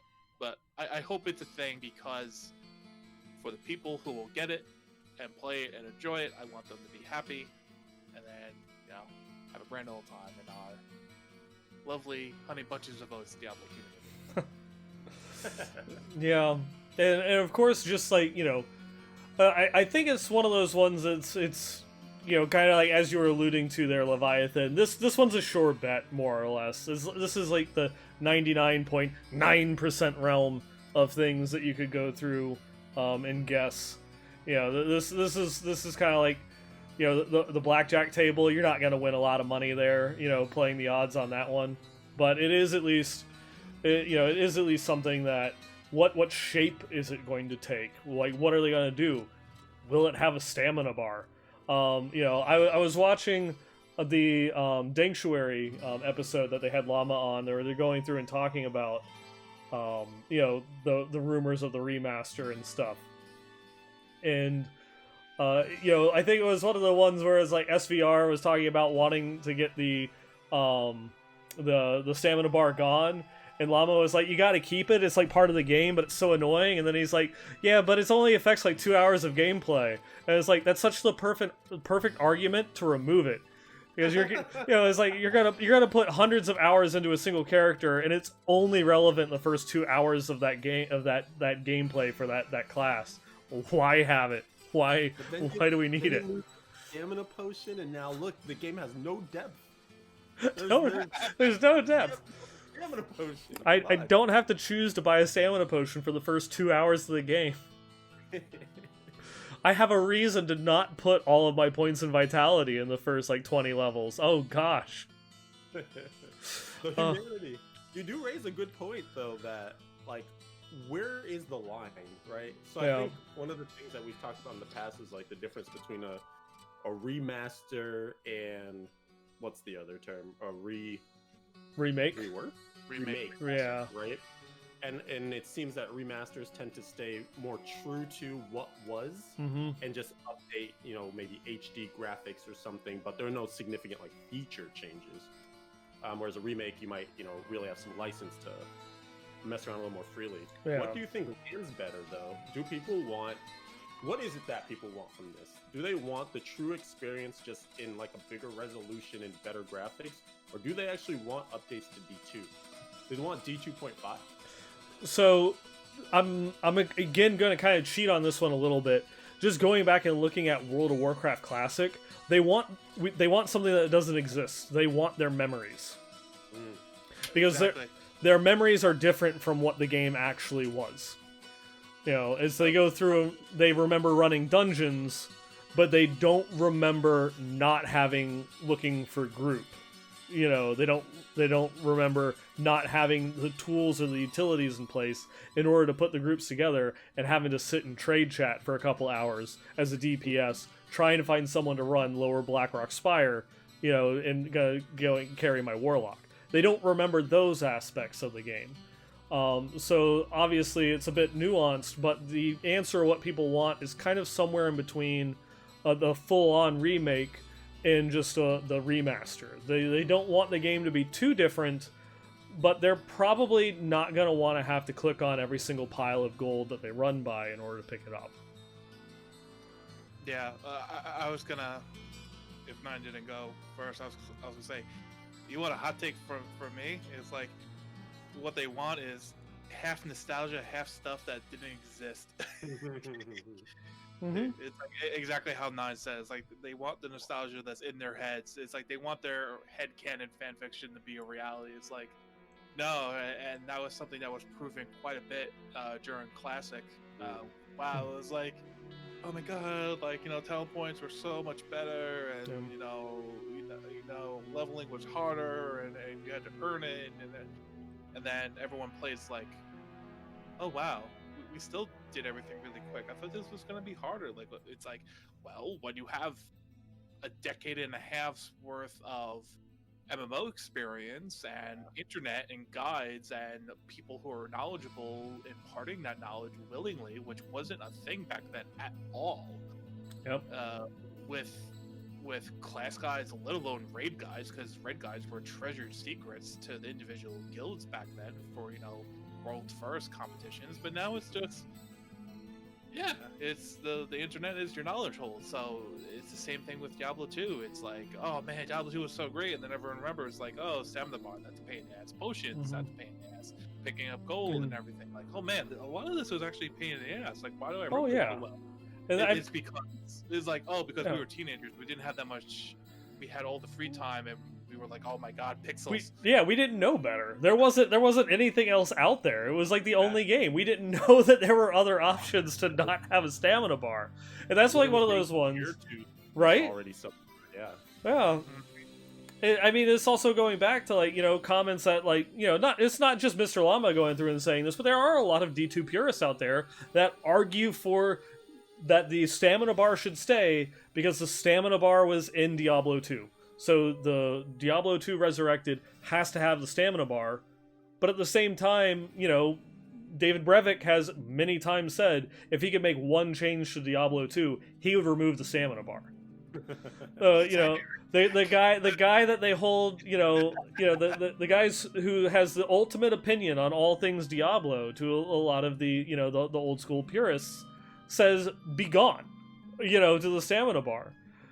So if they make just one change in Diablo 2 Resurrected and they remove the stamina bar, despite that being the wishes of the original creator of the game, I'm sure there's still going to be some people that will have an issue with it because it's not how it was, when I went and played the game. But as for the vast majority of other people, it's going to be a positive change that will have no impact on your overall gameplay, and it's just not going to make your first couple of hours a slog. Because that's one of the big things, particularly with Diablo 2, because it is a slower paced game compared to Diablo 3. If you're not going through and like speed running it and things of that nature, if you want to take your time and experience that game for the first time, it's slow. It takes a while to get through, and it takes a while before it gets going, because it's every 6 levels before you get like a new skill. And because of the way like the skill point system works, once you get like Bone Spear, your teeth, because if you've been dumping points into teeth, they might do more damage, and so there's things where it takes time to develop your class and your skills and all these other things, that making that opening experience drone on even longer with the stamina bar might stop a new generation of people that maybe never played Diablo 2 because, oh, it's a game from 2000, why would I play that? Or the graphics are terrible, like it doesn't even run on a modern system or something like that, that they never experienced it. That could benefit greatly from going through, because Diablo 2 is an amazing game, one of my favorite games of all time, that they could benefit from going through and playing that. They might need a little bit of a nudge to get through like those first 20-30 levels, get through normal at least, and really start to experience the depth that the game had to offer once you get into the later difficulties and you have the free skill points to experiment with builds, start getting the uniques to change up your gameplay and such. At least that's just my thought of it. Going and making some changes that only really affect that early couple levels to get that hook into you, I think would be beneficial to the game and the community as a whole. I think we're going to see sort of the lessons learned from having already remastered or redone some previous games already. So I remember when they were specifically talking about the StarCraft one, they were so keen on keeping everything exactly the same because they knew how it would affect the esport aspect of it. People grew up with these timings and the unit moves exactly like this. And they thought about modernizing some of it, but they realized that like if they were to differentiate it, it would really not hit well with the esports scene. Obviously, you don't have that aspect in D2, but I do think that there are these competing groups, and you really laid it out well that you could actually turn off an entire generation. And the biggest thing Blizzard wants to do right now is bring in Diablo fans to really seal the deal when 4 drops, right? You basically want to build up this gigantic spirit bomb of people interested in Diablo so that when you put out D4, boom, millions of people are salivating and ready for it to purchase that. Why not a compromise where there are going to be, depending on how modular they make D2, if they're really remaking it from the ground up, they could even do things like you can disable stamina if you want. You can disable whichever word makes sense, but like enable auto pickup for gold or disable stamina mattering as a thing. And then if you're a purist, you turn on all the D2 original options. There's like a check mark that turns all those things to the right things for what it was like for D2 originally. And then you could even have, it's almost like elective mode again. I almost hate to say that, but you just have these different things you can check, and you can modify your experience, and maybe that helps. Yeah, and that actually wouldn't be too far out of the norm, because again, going back to WoW Classic, they kind of had the same thing, at least with like the graphical options.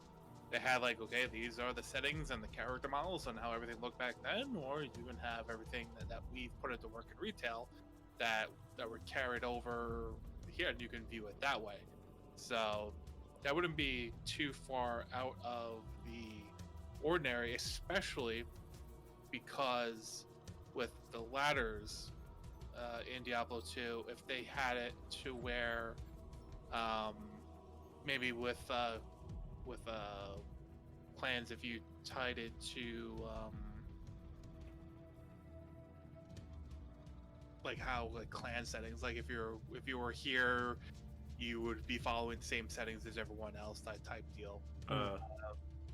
That would be a cool thing, is that ironically they would have something that we would be clamoring for in Diablo 4, like SSF mode or something like that, which would be really ironic. But yeah, I mean, I want to resist the whole like, well, it's just an options panel, how hard can it be? And code is code. Code is code no matter what, and one bug arises 12 more come from it, get birthed. So, but it would seem like that would be an interesting way of doing it. Exactly what you said, Levi. Like, there's just another options menu. It's like, okay, enable, disable stamina bar. Go pick up of this, do that. You know. For Christ's sakes, hey, why not? You just need to carry one scroll of teleport in your inventory, and it's infinite, like shit like that. So, they can go pretty crazy with it, but at the end of the day, like you said, like if it's just there to get eyes on another Diablo game, get them interested, get them to see what birthed the genre itself, and just keep everyone excited and hyped for when Diablo 4 comes out. Mm-hmm. Let it happen. I think it's also an important thing to do because they're taking a lot of thematic elements from Diablo 2. They're kind of going back to, the roots. One of the core things of Diablo 4 is to embrace the darkness. And yeah, a lot of people, their first experience in the franchise was D2, not Diablo 1. A lot of people, when they think of, old school Diablo, they're thinking of D2, not D1. I think that would be one of those ones where, maybe having those options, having those toggles, would be cool, would be ideal. But I think ultimately, what they really should do is to learn their lesson from like Warcraft 3 Reforged, and keep the original servers running, so that way if people want to play D2, they can play D2 and not be forced into the new tech. For people that didn't play Warcraft 3 Reforged or didn't buy it, when they opened up, their Warcraft 3, the Frozen Throne, logged on to Battle.net, they were forced with an update in order to load the engine, and it caused all sorts of problems and issues with people that never even bought Reforged. They didn't want to play it, and they still suffered the same issues that all the Reforged players were having because of that forced update. Whatever they do with this Diablo 2 remaster, just make it separate. Allow the original Diablo 2 to exist as it is, so that way if people don't like it, they still have the option to go back. And also, I would, I think the mod community would like, thank you. Yeah. Because imagine losing all your work if it's going to be a whole different platform to then mod, if they even allow us to mod D2 Remastered, Resurrected, or whatever have you. Yeah. That would be a tough loss, because the mod community has been really the thing that has kept D2 so particularly relevant, besides the speedruns as well too. Yeah. Yeah, I would say if Resurrected it gets announced to be a thing, and they say that it's not gonna have mod support because since it's gonna be part of Battle.net, they don't want to risk the security flaw. They better damn have the game on separate servers, because I guarantee you, if something like that happens, where like mod support just gets lost on Diablo 2, like vanilla.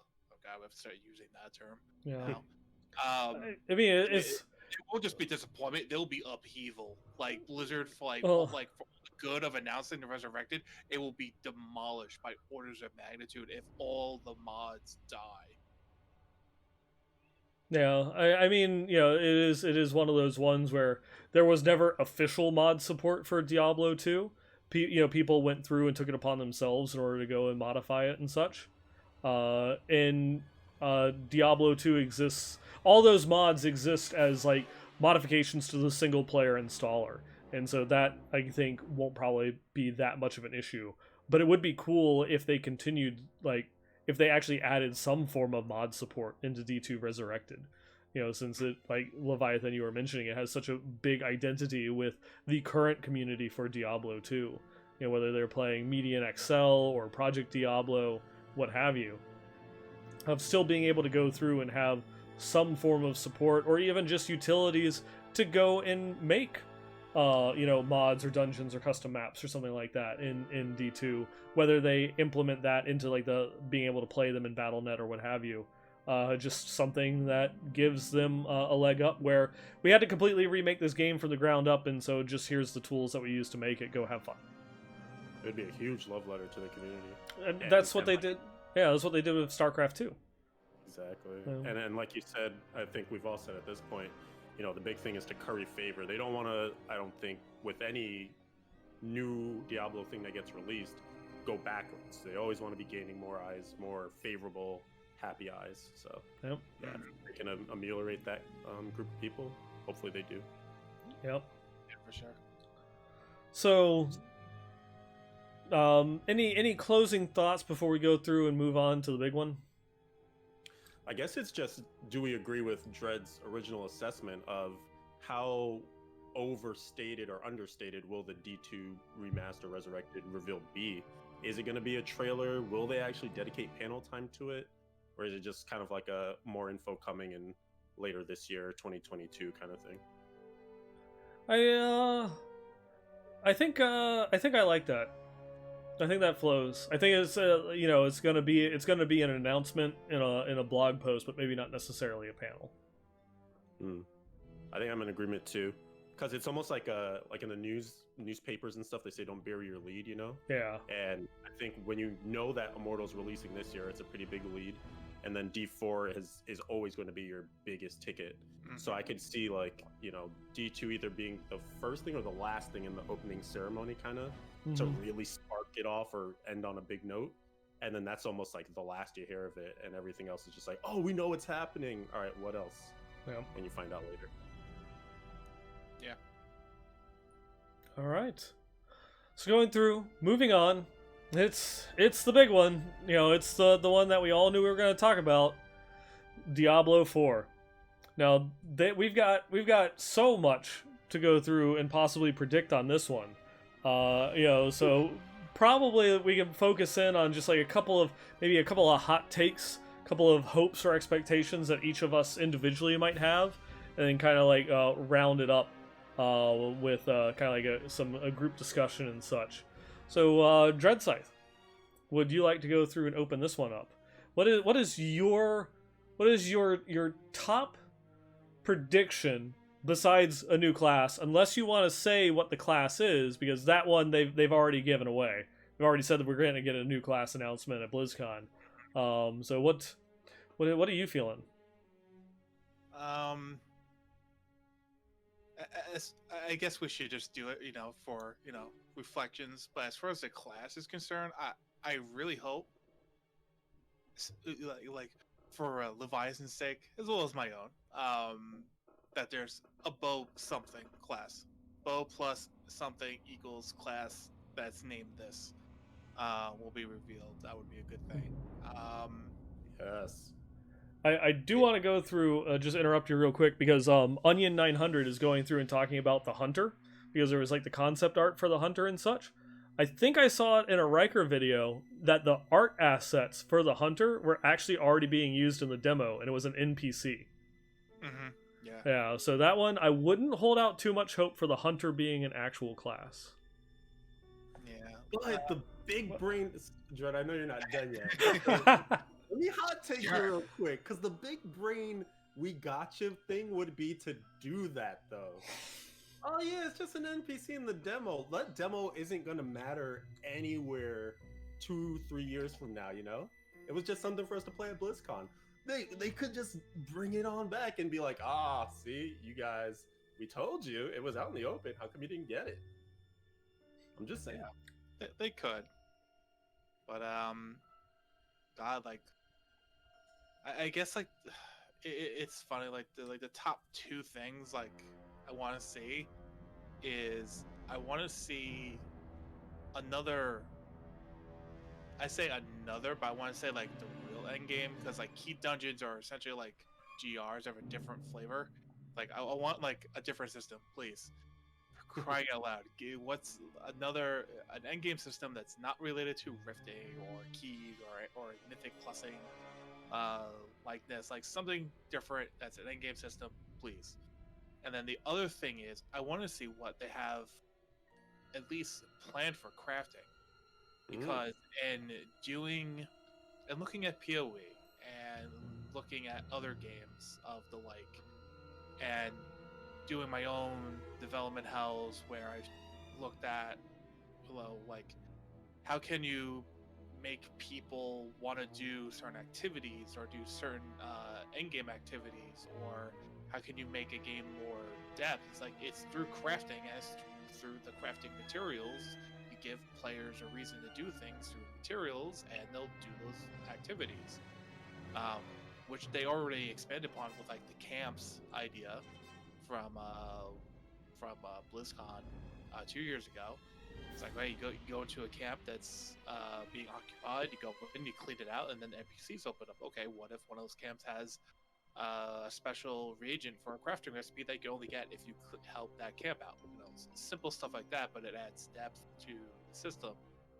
So it would be interesting their scope for crafting, because depending on how shallow or deep crafting is, will be very telling for the rest of the game, as how crafting is going to tie into the rest of the game and their overall plans for gear acquisition, or where you're getting your I say augments, but I don't mean like Diablo 3 augments. I just mean like augments like further enhancements for your gear. Like that would be really telling. So those are the two things I'm looking forward to. Yeah, I think that all seems pretty interesting. It's hard to disagree because I want to see all that stuff too.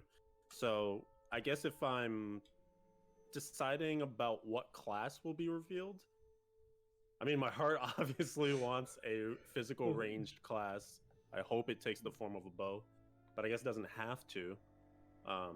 There was an idea thrown around at one point of like, what if they brought in guns? But that just doesn't quite seem like a Diablo thing, even if it was like magic guns or anything. So I don't think it would be that. But I wouldn't.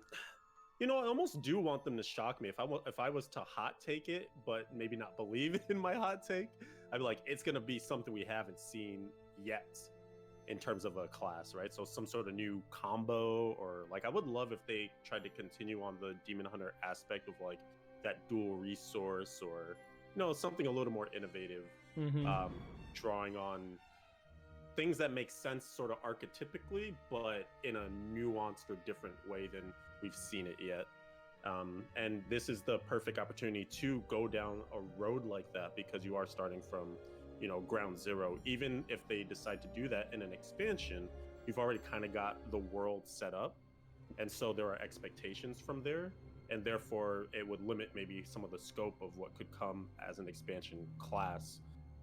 But then again, maybe not. I guess it depends on how crazy and modular the world is too. If they're just adding zones, chock-a-block, and all sorts of raids and who knows what for endgame. Yeah. I do think we actually kind of spoiled the formula though when we talked about Immortal and the Necro and Crusader, and also teaming that up with like seeing new features and zones and stuff. I wouldn't be surprised if they go the same route here. So tying into my prediction, I think we'll see some other zones that we haven't seen yet in D4, as a backdrop to introducing whatever the new class will be. Maybe we even see them running through a new type of feature, some sort of dungeon aspect or who knows what, and that's how they kind of get us into the talking points of, so you did just see that brand new hunter assassin thing running through that brand new zone with that weird feature going on, and here's all these details on that stuff. Yeah, because that would actually there seems to be a pretty strong thematic representation between the classes that they've shown so far in a particular zone out of the 5 zones that they've showcased for Diablo 4. The sorceress, the Vajeri sorceress, who their headquarters is in Kyrgyzstan. You have the druid, whose home is in Skosglen, and then you have the barbarian, which in order to travel from the ruins of Ariat or the Dreadlands would be coming over through the dry steppes. And that kind of gives you the Halazar swamps and the Fractured Peaks as the last 2 zones that don't really have any tie-in to any particular class with them. And we know that like the swamps are these fetid swamps with these witches and giant snakes and such. But then the Fractured Peaks got a very Transylvania Gothic vibe to it. The citizens live, they barricade themselves in their houses at night because there's things about, like it gives us, there's like the church and priests that help to like try and consecrate the area and keep the people protected. And I think that, you know, having that kind of like very Dracula-esque gothic feel to it makes me think of, you know, kind of like, if I don't remember if you guys remember the Hugh Jackman movie. I was gonna say, you know, Hellsing, you know, Batman. You know, Batman is definitely a much better movie, any of them. But you know, it's kind of like has like kind of like maybe like that Inquisitor, or not quite Demon Hunter, but you know, it would kind of fulfill one of those like little that niche, you know, of the more like maybe like the range type assassin character that specializes with, you know, combat from afar or something like that, you know, like a stake thrower or something along those lines. I think would be a cool addition. You just reminded me, yeah. So I would like to see the return of thrown weapons like javelins, things like that. So that could also be a road it could go down, because we haven't had that in like really since D2. Because closest thing you could say is the barbarian with like spear toss and boulder toss and all that, but not really though. Yeah, or you know, it also would be a great key tie-in for also the religious archetype, you know, which has kind of existed in multiple iterations through the Diablo genre or the Diablo franchise. Whether it be the Paladin or Crusader, like a darker take on that. Yeah, sort of holier warrior. It's either that or, you know, they're gonna announce like the Necromancer, because they have to announce the Necromancer because it's the greatest class of all time, and why would they not add in the Necromancer, you know, to the game? Just, you know, my take. You know the hottest take in the world? What if they reveal both classes? Now, I don't want to get my hype up, you know, so much. You know, to think that they're going to announce both classes, because if they announce both classes at the same time, that means the game is closer to release than I'm expecting, and I don't know if I can handle that rise in blood pressure. You know, I don't believe it. Yeah, I mean, it's like one of those ones, because like, if you know, it's like they announce just the one class, then okay, that's kind of like the announcement for 2021, and then 2022 they'll announce the 5th class, and then 2023, you know, like we'll get the beta and like maybe the release of the game. But if they announce both classes here and now, what do they have left to announce next year? The fact that they decided to add, like Onion said, 5 more classes. Surprise! We're gonna tell you the next 4 expansions worth of classes right now. Yeah. No, but you're right. Yeah, if you want to drip feed or just have sort of like reserve some of your bombs to drop at big times that you've been announcing things like your next BlizzCons and such, then that does make sense, and it gives them a bit of development room, if you will. Yeah. And I think someone has said as much. Maybe it was a Riker video as well, that it kind of followed the same cadence with D3. Yeah. As they revealed classes, it was a year-to-year thing. Yep, and it was like one of those ones that was kind of like going and stretching it out. They had the Diablo 3 announcement, and then they announced the Wizard, then they announced the Monk, then they announced the Demon Hunter, and then the game still wasn't out, and then the game still wasn't out, you know, and so it definitely is one of those that you don't want to show everything if there's things that you can go through and hold back. Obviously, Blizzard will say that they'll announce things once they're polished to the state that they're ready to be shown, but there definitely is some marketing considerations that are done with that, of purposely holding back some information or some assets to be shown at a later date, because it makes for a big talking point.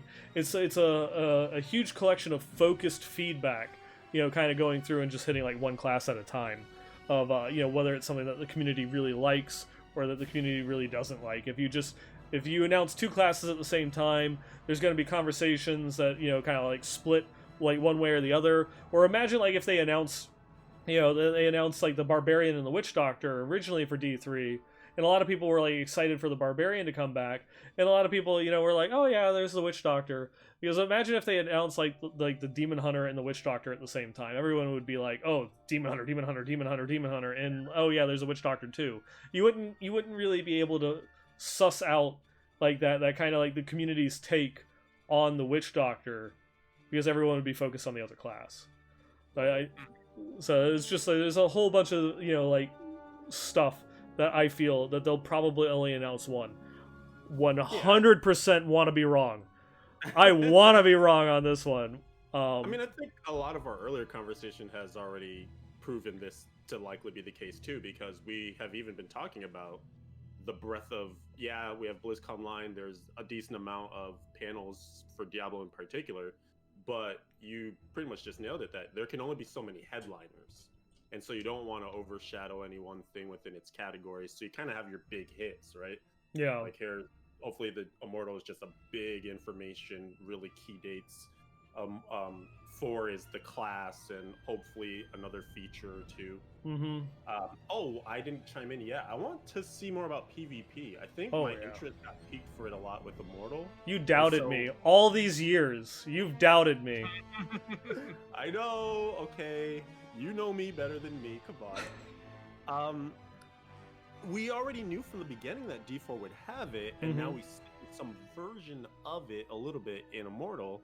So now I'm like, okay, well, what happens in 4? Is it going to follow the same route? Are they going to show us something completely different? Because that will, in itself, be another form of endgame, right? You're going to have specific gear that you take into PvP and craft for PvP. So it's yet another thing for players to care about. Not everyone will, but in the same way, not everyone's going to engage with all the different endgames at the same like enjoyment and pace. So if it's another avenue you can go down, I'd be definitely interested to hear about it. Yeah, and if we want to take, some information that we've learned from Diablo Immortal and then maybe apply that over to Diablo 4, bearing in mind that they're completely separate teams, even though that they can communicate and share ideas, just because one team is doing it doesn't mean that the other team is going to go that same route. But, they've said that PvP is something that they want to pursue in Immortal, but they have no interest at all in, taking it to, esports level or having it hyper-competitive or anything like that. And I feel, that that's probably going to be the way that they will continue to do it in D4. Just because, a lot of the, team on D4 worked on D3, and they tried to make PvP work, and they had a lot of issues trying to get a competitive, balanced, team-based deathmatch and other stuff like that to work, and it just never felt good from what they said. It's not that they couldn't get it to work, it never felt like a compelling experience to go through and be a part of. And so I feel as if Diablo 4, if they go through and talk about it at this year, they might showcase a little bit more that it's going to be something akin to Immortal, where it's a 100% optional or opt-in open world environment that you can go to, and it's not going to be like World of Warcraft where you go and you talk to somebody and queue for a battleground and then get teleported out to some deathmatch or capture the flag. That it might be deathmatch, it might be capture the flag, but all things that you have to travel out into the world to specifically take part in. Yeah. Go ahead, Dred. In fact, that's what it seemed like, because from the very little we know, there was going to be certain areas within each region that were going to be PvP specific, right? PvP zones, kind of like the Garabashi arena. Yeah. Like you go into the zone, it flashes, "Hey, Garabashi arena, PvP enabled" in red text. It's like, oh, this is where the real fun happens. So, this is where the fun begins. Yeah, really. So that'll probably be what the extent of PvP will be. Hopefully, it will actually be. We'll get some more examples. I mean, there's so many systems. Hopefully, we get as many examples of where they're at with them now versus where they were over a year ago. And we'll just. Hopefully they'll. It seems so bad to say, but when we reflect back on Diablo 3, which was I still Diablo 3 is a good game, but it's I hope only systems matter, and it sounds bad to say that, but it's I just want these systems to matter. It's even if it's in the aspect of I want this system to matter because I just want to have fun. I just want that to be at the end of the day what all these systems do. They matter, they're fun, they contribute to other systems, they're integral in some way, they build upon each other, there's some cohesion. That's what I want, and hopefully PvP will play a function in that one way or Yeah, another. and it's one of those pictures that will become clearer, I think, as we get closer to the game actually being launched. mainly because, like you said, they're likely to tie all together with one another. So when we're getting like disparate looks, like here's one thing in isolation, you can have wild opinions on it because it might not look as clear or be as solid once you also see the, hey, it's affecting this thing, and this is also another component that drives it.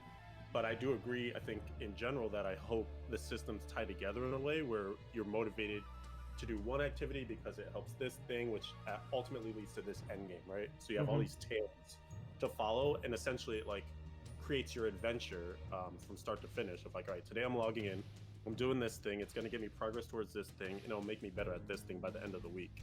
And you can just, you know, run that 4 or 5 different ways based on what you care about. Yeah. But, you know, after we go through and we spend all this time talking about PvP and such, I'm going to go out there and say I don't think that they're going to talk about PvP at all at BlizzCon Online. Interesting. It's just, you know, to me, what is, you know, in essence, what is the development cost or, you know, for PvP? You know, what is the main development driver? I'm trying to think of the proper phrase, but I can't think of it. But what's the main development process or driving force behind PvP? It's balance. It's going through and balancing it with all the other systems. We don't even know. We have such a small, limited scope of what in-game is, and we really don't even know. Like, they're only showing us level 20 items. You know, like, you know, we're halfway to the end cap there. We don't know. We don't even have a full understanding or scope of what the skill systems or the passive systems are going to be. You know, we haven't seen runes, you know, or socketable items since BlizzCon, or what shape or form that might be. We don't know anything about these end-game systems or anything like that. In, you know, at what level those are in development at Blizzard themselves and what the devs are going through and doing.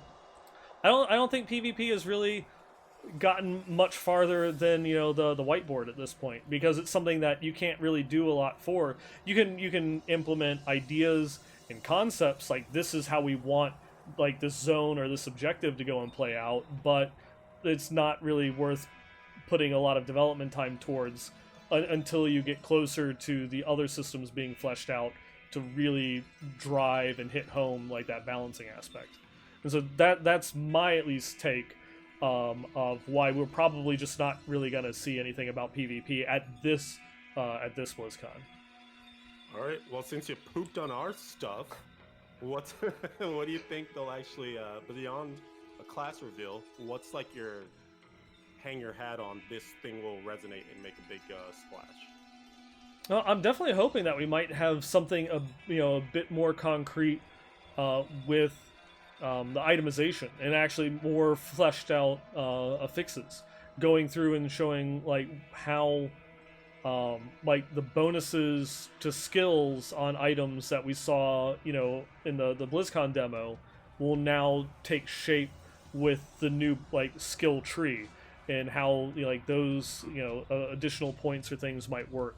In addition to like what about the skill point system itself of leveling up your skill in order to get either not just increased damage but like increase effects, you know, because like when you got that extra skill point in what was it, Wrath of the Berserker, you know, at first it was like just like a damage boost and a movement speed increase, but then you got an extra skill point from like the skill shrine or something, and now you're also immune to crowd control effects. You know, how is that whole skill interaction system, you know, working in its current iteration? You know, can I still feel differentiated, you know, because I focus more on this one particular skill, and is that just now completely tied in to the tree, you know, that we saw? Okay, I think that makes sense too, especially if you look at it within the context of introducing a new class. It could be a great opportunity for them to, like you're mentioning, show us old systems further developed, because you can do it in the context of, all right, here's your hunter whatever, and this is how it gets some of its skills, this is how they transform, here's what it looks like when you're leveled a couple more levels, and you can really start to show the blossoming of the character and some of the things that we've seen in past blog posts and such, or even like Dred was mentioning, you know, a BlizzCon ago now, and the new form that some of those things are taking. And I wouldn't be surprised personally for things that are a little less pie in the sky, perhaps, to see like a new zone and a new world boss, maybe. some stuff like that. That seems pretty solid. I would love to see them show not just a new world boss, but expand on that stagger mechanic even more. Because we all saw the stagger mechanic for the world boss, but there was the demo boss, the siren. There's apparently talking with one of the devs, and I don't know if I'm remembering it correctly or if it's since changed. But like the stagger mechanic that I've seen a lot of people talk about is like, oh, you stagger it and then it breaks off its arm, so it does less damage. How interesting is that? But like when the siren, apparently its stagger mechanic is that throughout the fight it's spawning these pools that spawn more mobs, and so you can get overwhelmed with all of these little adds that are building up throughout the boss fight. But if you stagger her, it clears all the pools, so that way it's not spawning the adds. But at the same time, it stuns you and enrages any of the adds that are still alive. So it's one of those, there's a risk associated with it that, can benefit intelligent play that, okay, I quickly killed all the mobs, now I need to stagger her before the next set spawn, to go through and clear them. And if I miss that window, I'm screwed. There's a risk-reward type system there. I would love to see more on the stagger mechanic, or how they're expanding like gameplay elements for an ARPG, further that direction by making more complex fights with things that you can screw up on and be punished for, or that you can get right and feel amazing for doing. Mm-hmm. Yeah, yep.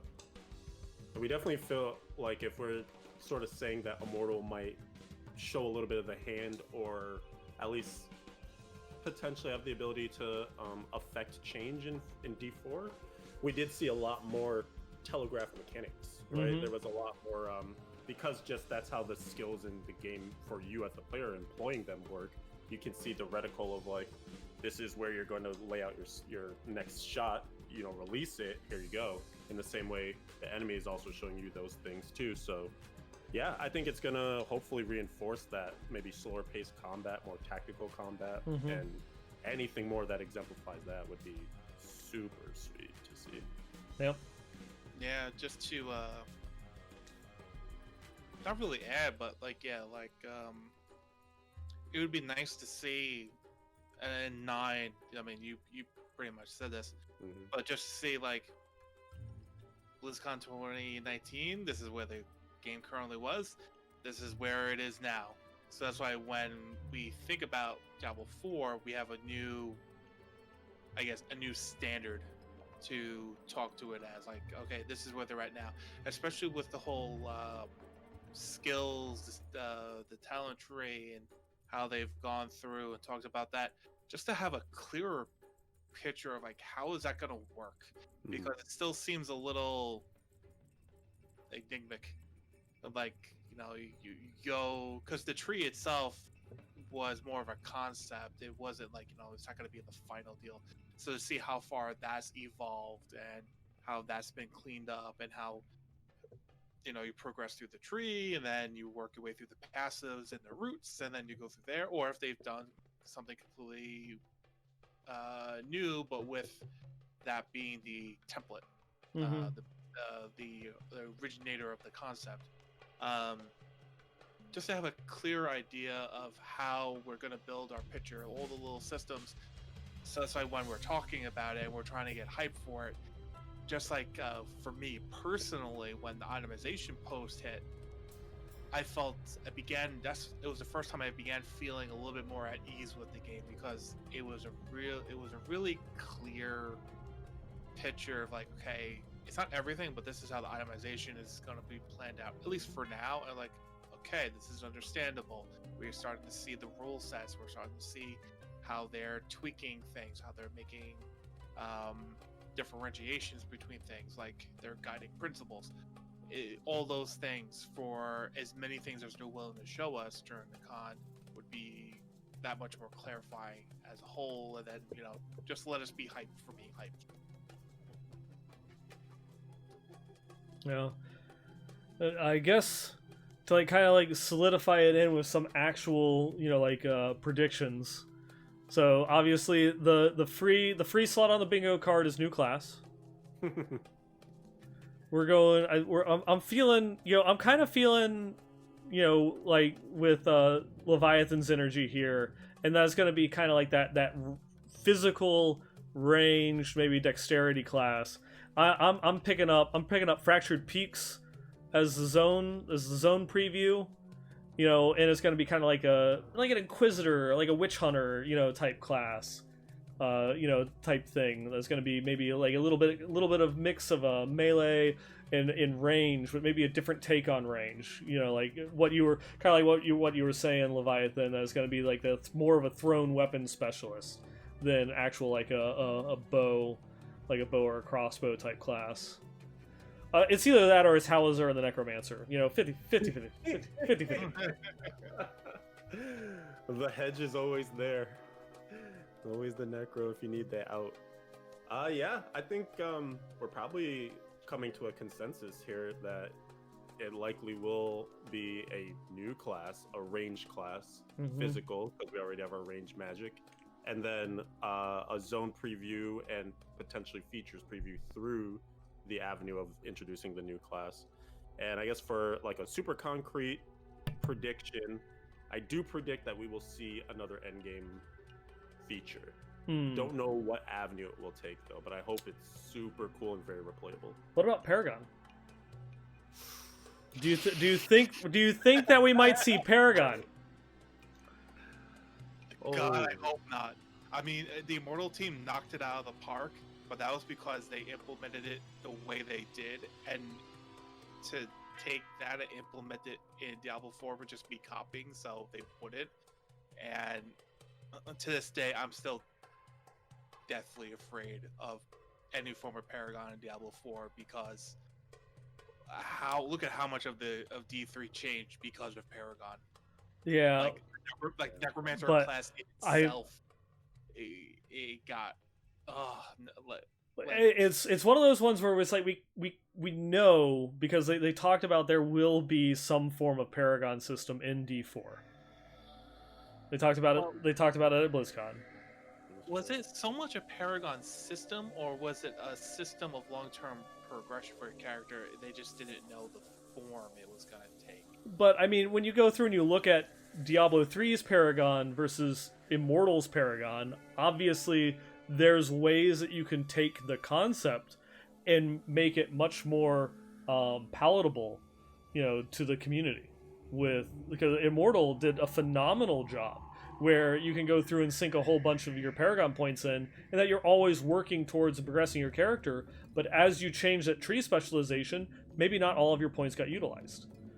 Some of those key things, those really cool, powerful buttons that I feel so good putting that one little skill point in, because now, like, all of a sudden I get like a damage boost or an attack speed boost whenever I kill an enemy, and it stacks. So I spent that 1 point and it made me feel so cool. But I switch Paragon trees, I don't have that ability anymore. So you don't have to really worry about that balance aspect. But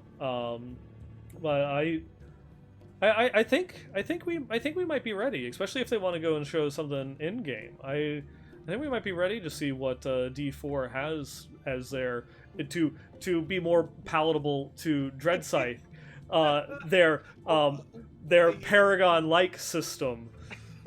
I'll put it this way. What would it be? Aragonpa, Pig Latin, so that way to not trigger our lovely Dredscythe here.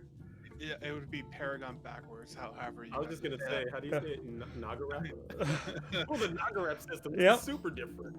But I'm willing to see what they come up with if they do something of Paragon, because like I said, like Paragon and Immortal, I'm like, oh my god, here we go again. But it's no, they actually, iterated on the idea.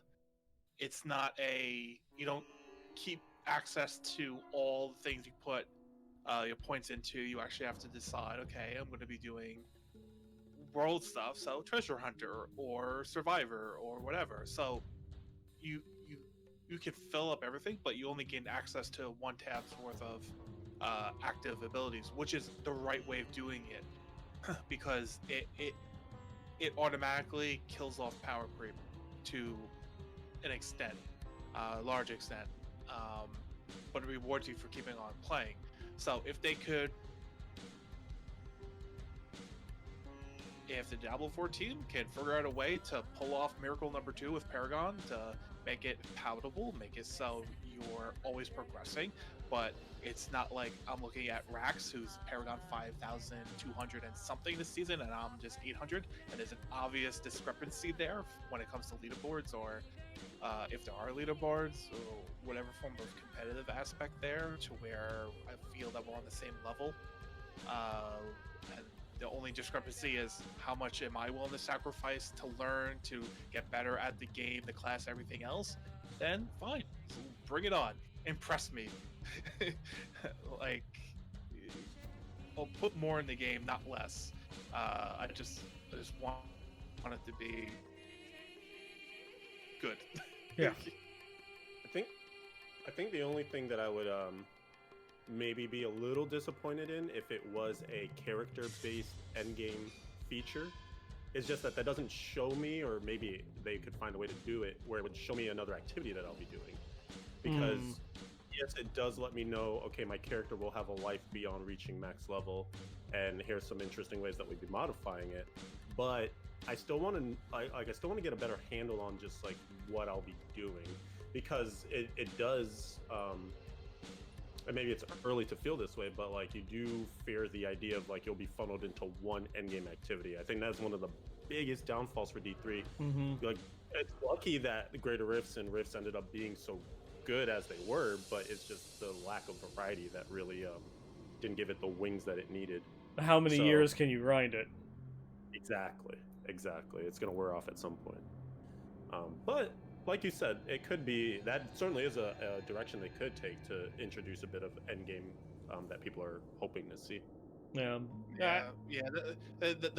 That's to do a quick little point. That's why I brought up crafting, because if like key dungeons is an avenue to get one type of crafting component, and if they show another 1 or 2 or 3 by the time the game is released, in-game activities, each one having its own crafting material for unique items you could craft or use on items you find, then that's by definition diversifying your daily activity. So say like when servers reset, there's something that resets along with it, so it kind of becomes like, okay, reset day I do this, get it out of the way, the next 2 days I do this grinding, the next 2 days after that I do really anything I feel I need to kind of make up with where I'm deficient, and then the last day I go push this end game activity to see if I get further, so I get those rarer materials, and then you're guiding yourself towards making this epic bow or this epic staff, and all those little breadcrumbs keep you going and keep you coming back to the game. So that's why I'm looking at crafting, and it's almost overriding my instincts of other things I would want to see, because I know crafting could be a great avenue to so much. It'll be interesting to see the scope if they bring it up at all. I think in some of the best games, crafting is a great tool to utilize to mitigate RNG. It's one of those ones where if you just need like this one particular item in order to finish up or define your build, having some form of crafting in order to go through and reduce the element of RNG with which to get that item, even if it's an inferior version of what might drop in the world, it's one of those ones that can be a great tool to utilize for that.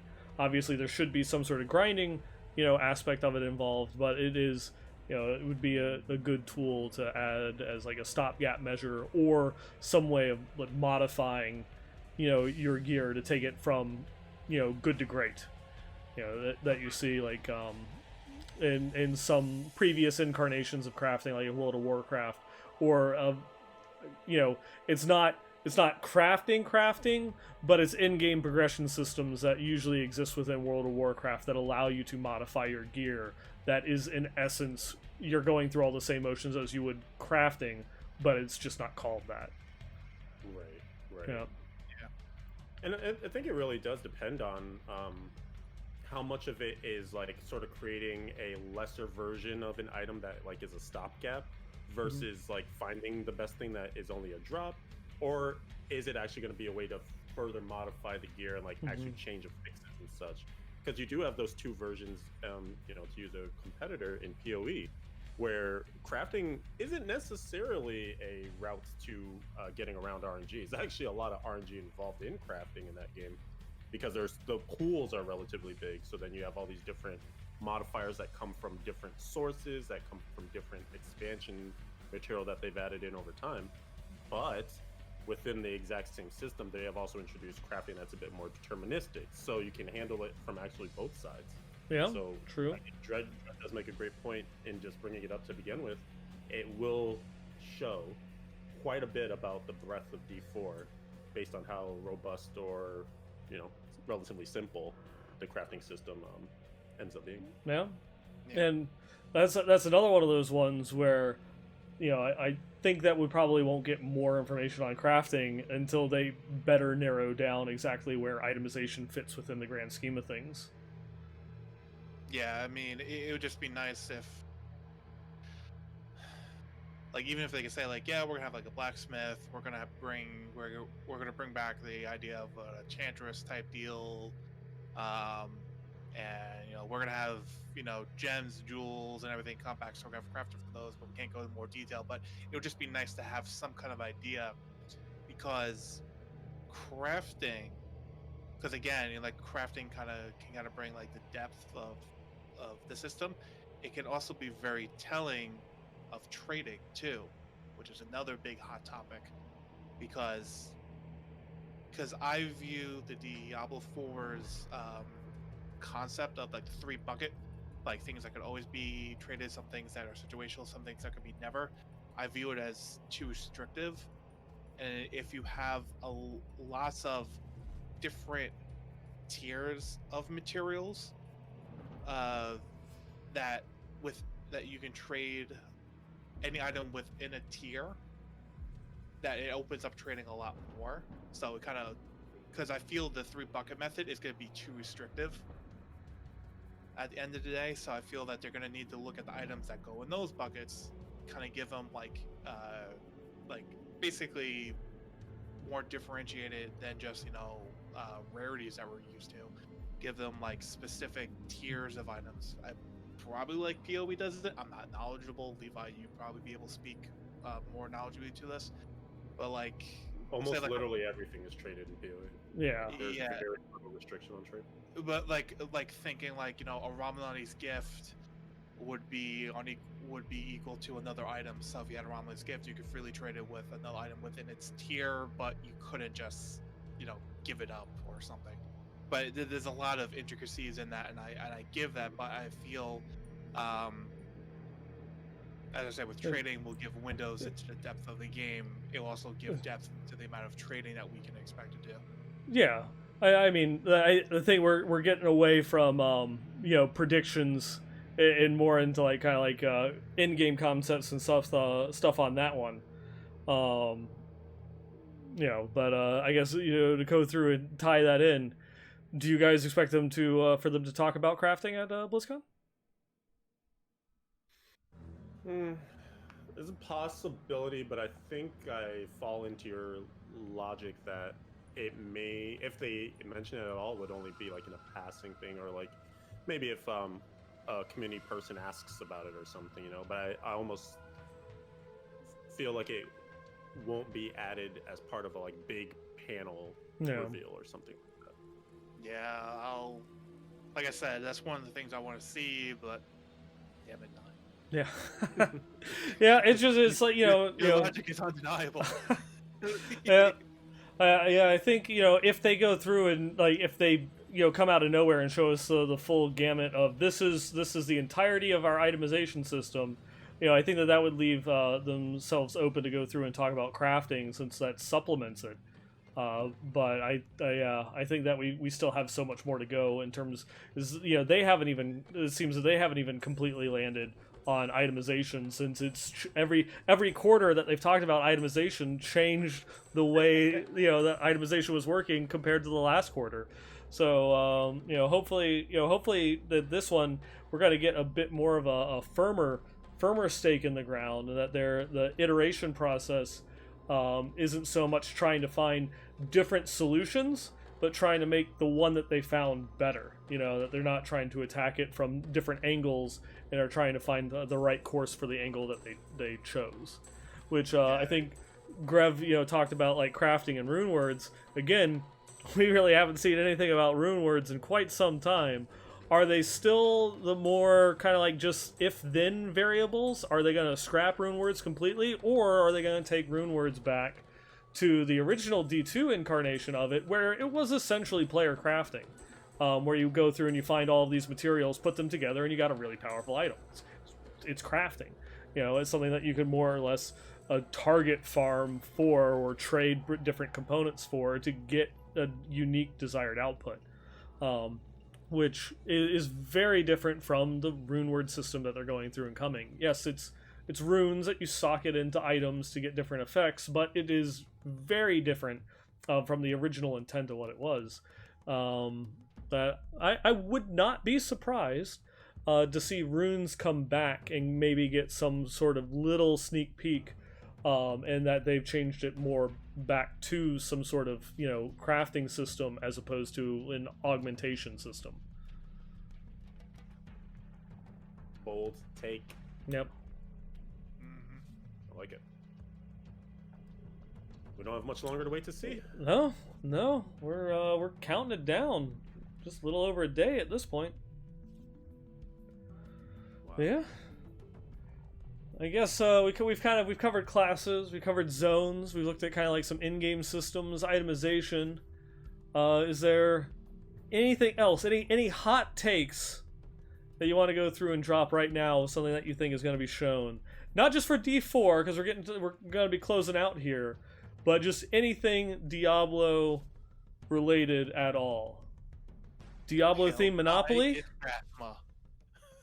The pale guy is not Rathma. Okay, we've talked about this. I'm doing another episode. Oh, no. Sit back down. We're going. This episode is now 2 hours longer because Dredd had to open his mouth. Why did you trigger him with lore at the end? I was so close to being able to. The pale cultist is not Rathma. It's not Rathma. It's not Rathma. If it is Rathma, they completely retcon and gutted his character, and I will write very angry tweets. I'm warning you, I will write very angry tweets. I got it. Okay. All right. Hot take. There is a reason why the voice of Deckard Cain is included in BlizzConline, because he's back in D4, baby. Let's go, retcons. Zombie Cain. I'm down for this. This is an alternate universe.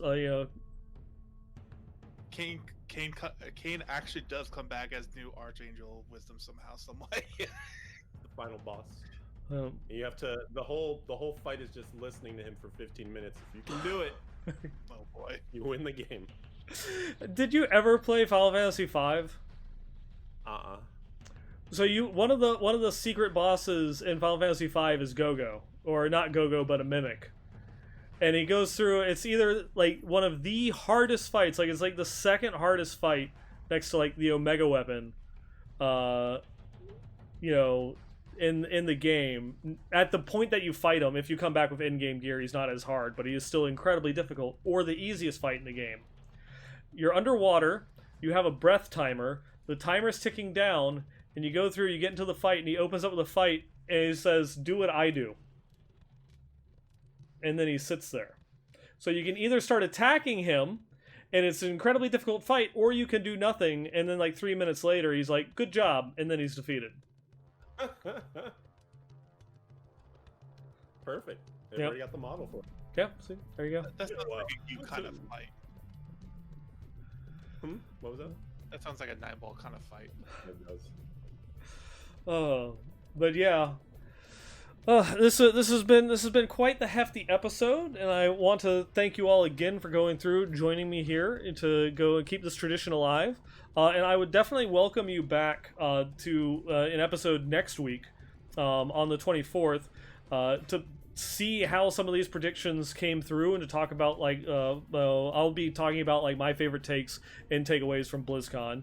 And I would love to go through some of our predictions and such. So if either of you have some free time, you're more than welcome to join me next Wednesday to go through, be back on the show, and kind of like have a BlizzCon wrap up, see where we land. And again, just thank you for going through, joining me. You guys can find these people online, Leviathan Dread, if you want to go through and give one last shout out of where people can find you and your content. Go for it, Dread. Alrighty. You can find me over at blizzpro.com, managing all things Diablo there. And God, this year more than ever does that phrase actually ring truer than not. And on the Twitters, you can find me at Dredscythe. Good stuff. Leviathan. Stream on Twitch, Leviathan111, and also on Twitter, that's Leviathan. Thanks, Nine, for having us on. This is always a fun, it's just so crazy to get our predictions out and see what happens, throw it all in the air. Something's going to stick. And the fun part here also is that we get the really quick turnaround because we're not, luxuriating in hot tubs and stuff in California. We get to come right back next week, so looking forward to it. All right. Yep. And as always, you can go through, you can follow the show. We record here live on Twitch at twitch.tv/BlizzPro, usually every other Wednesday, but as we've got big events like BlizzCon, I'm going through doing it weekly. And you can follow it. We go live every other Wednesday at 9 p.m. Eastern, 6 p.m. Pacific. You can also follow the show on Twitter at the WM Workshop, or you can follow me personally over at Neinball Gamer on Twitter. And if you have any questions, comments, feedbacks, or input for the show, feel free to drop me a line either on Twitter or at Westmarch Workshop at blizzpro.com. And of course, you can find this episode on YouTube. You can find the replays on Twitch. We're on iTunes, Stitcher, Spotify, all those other types of places. So go through, check us out, and we'll catch you all next time. The pale man is Rathma. Oh my God!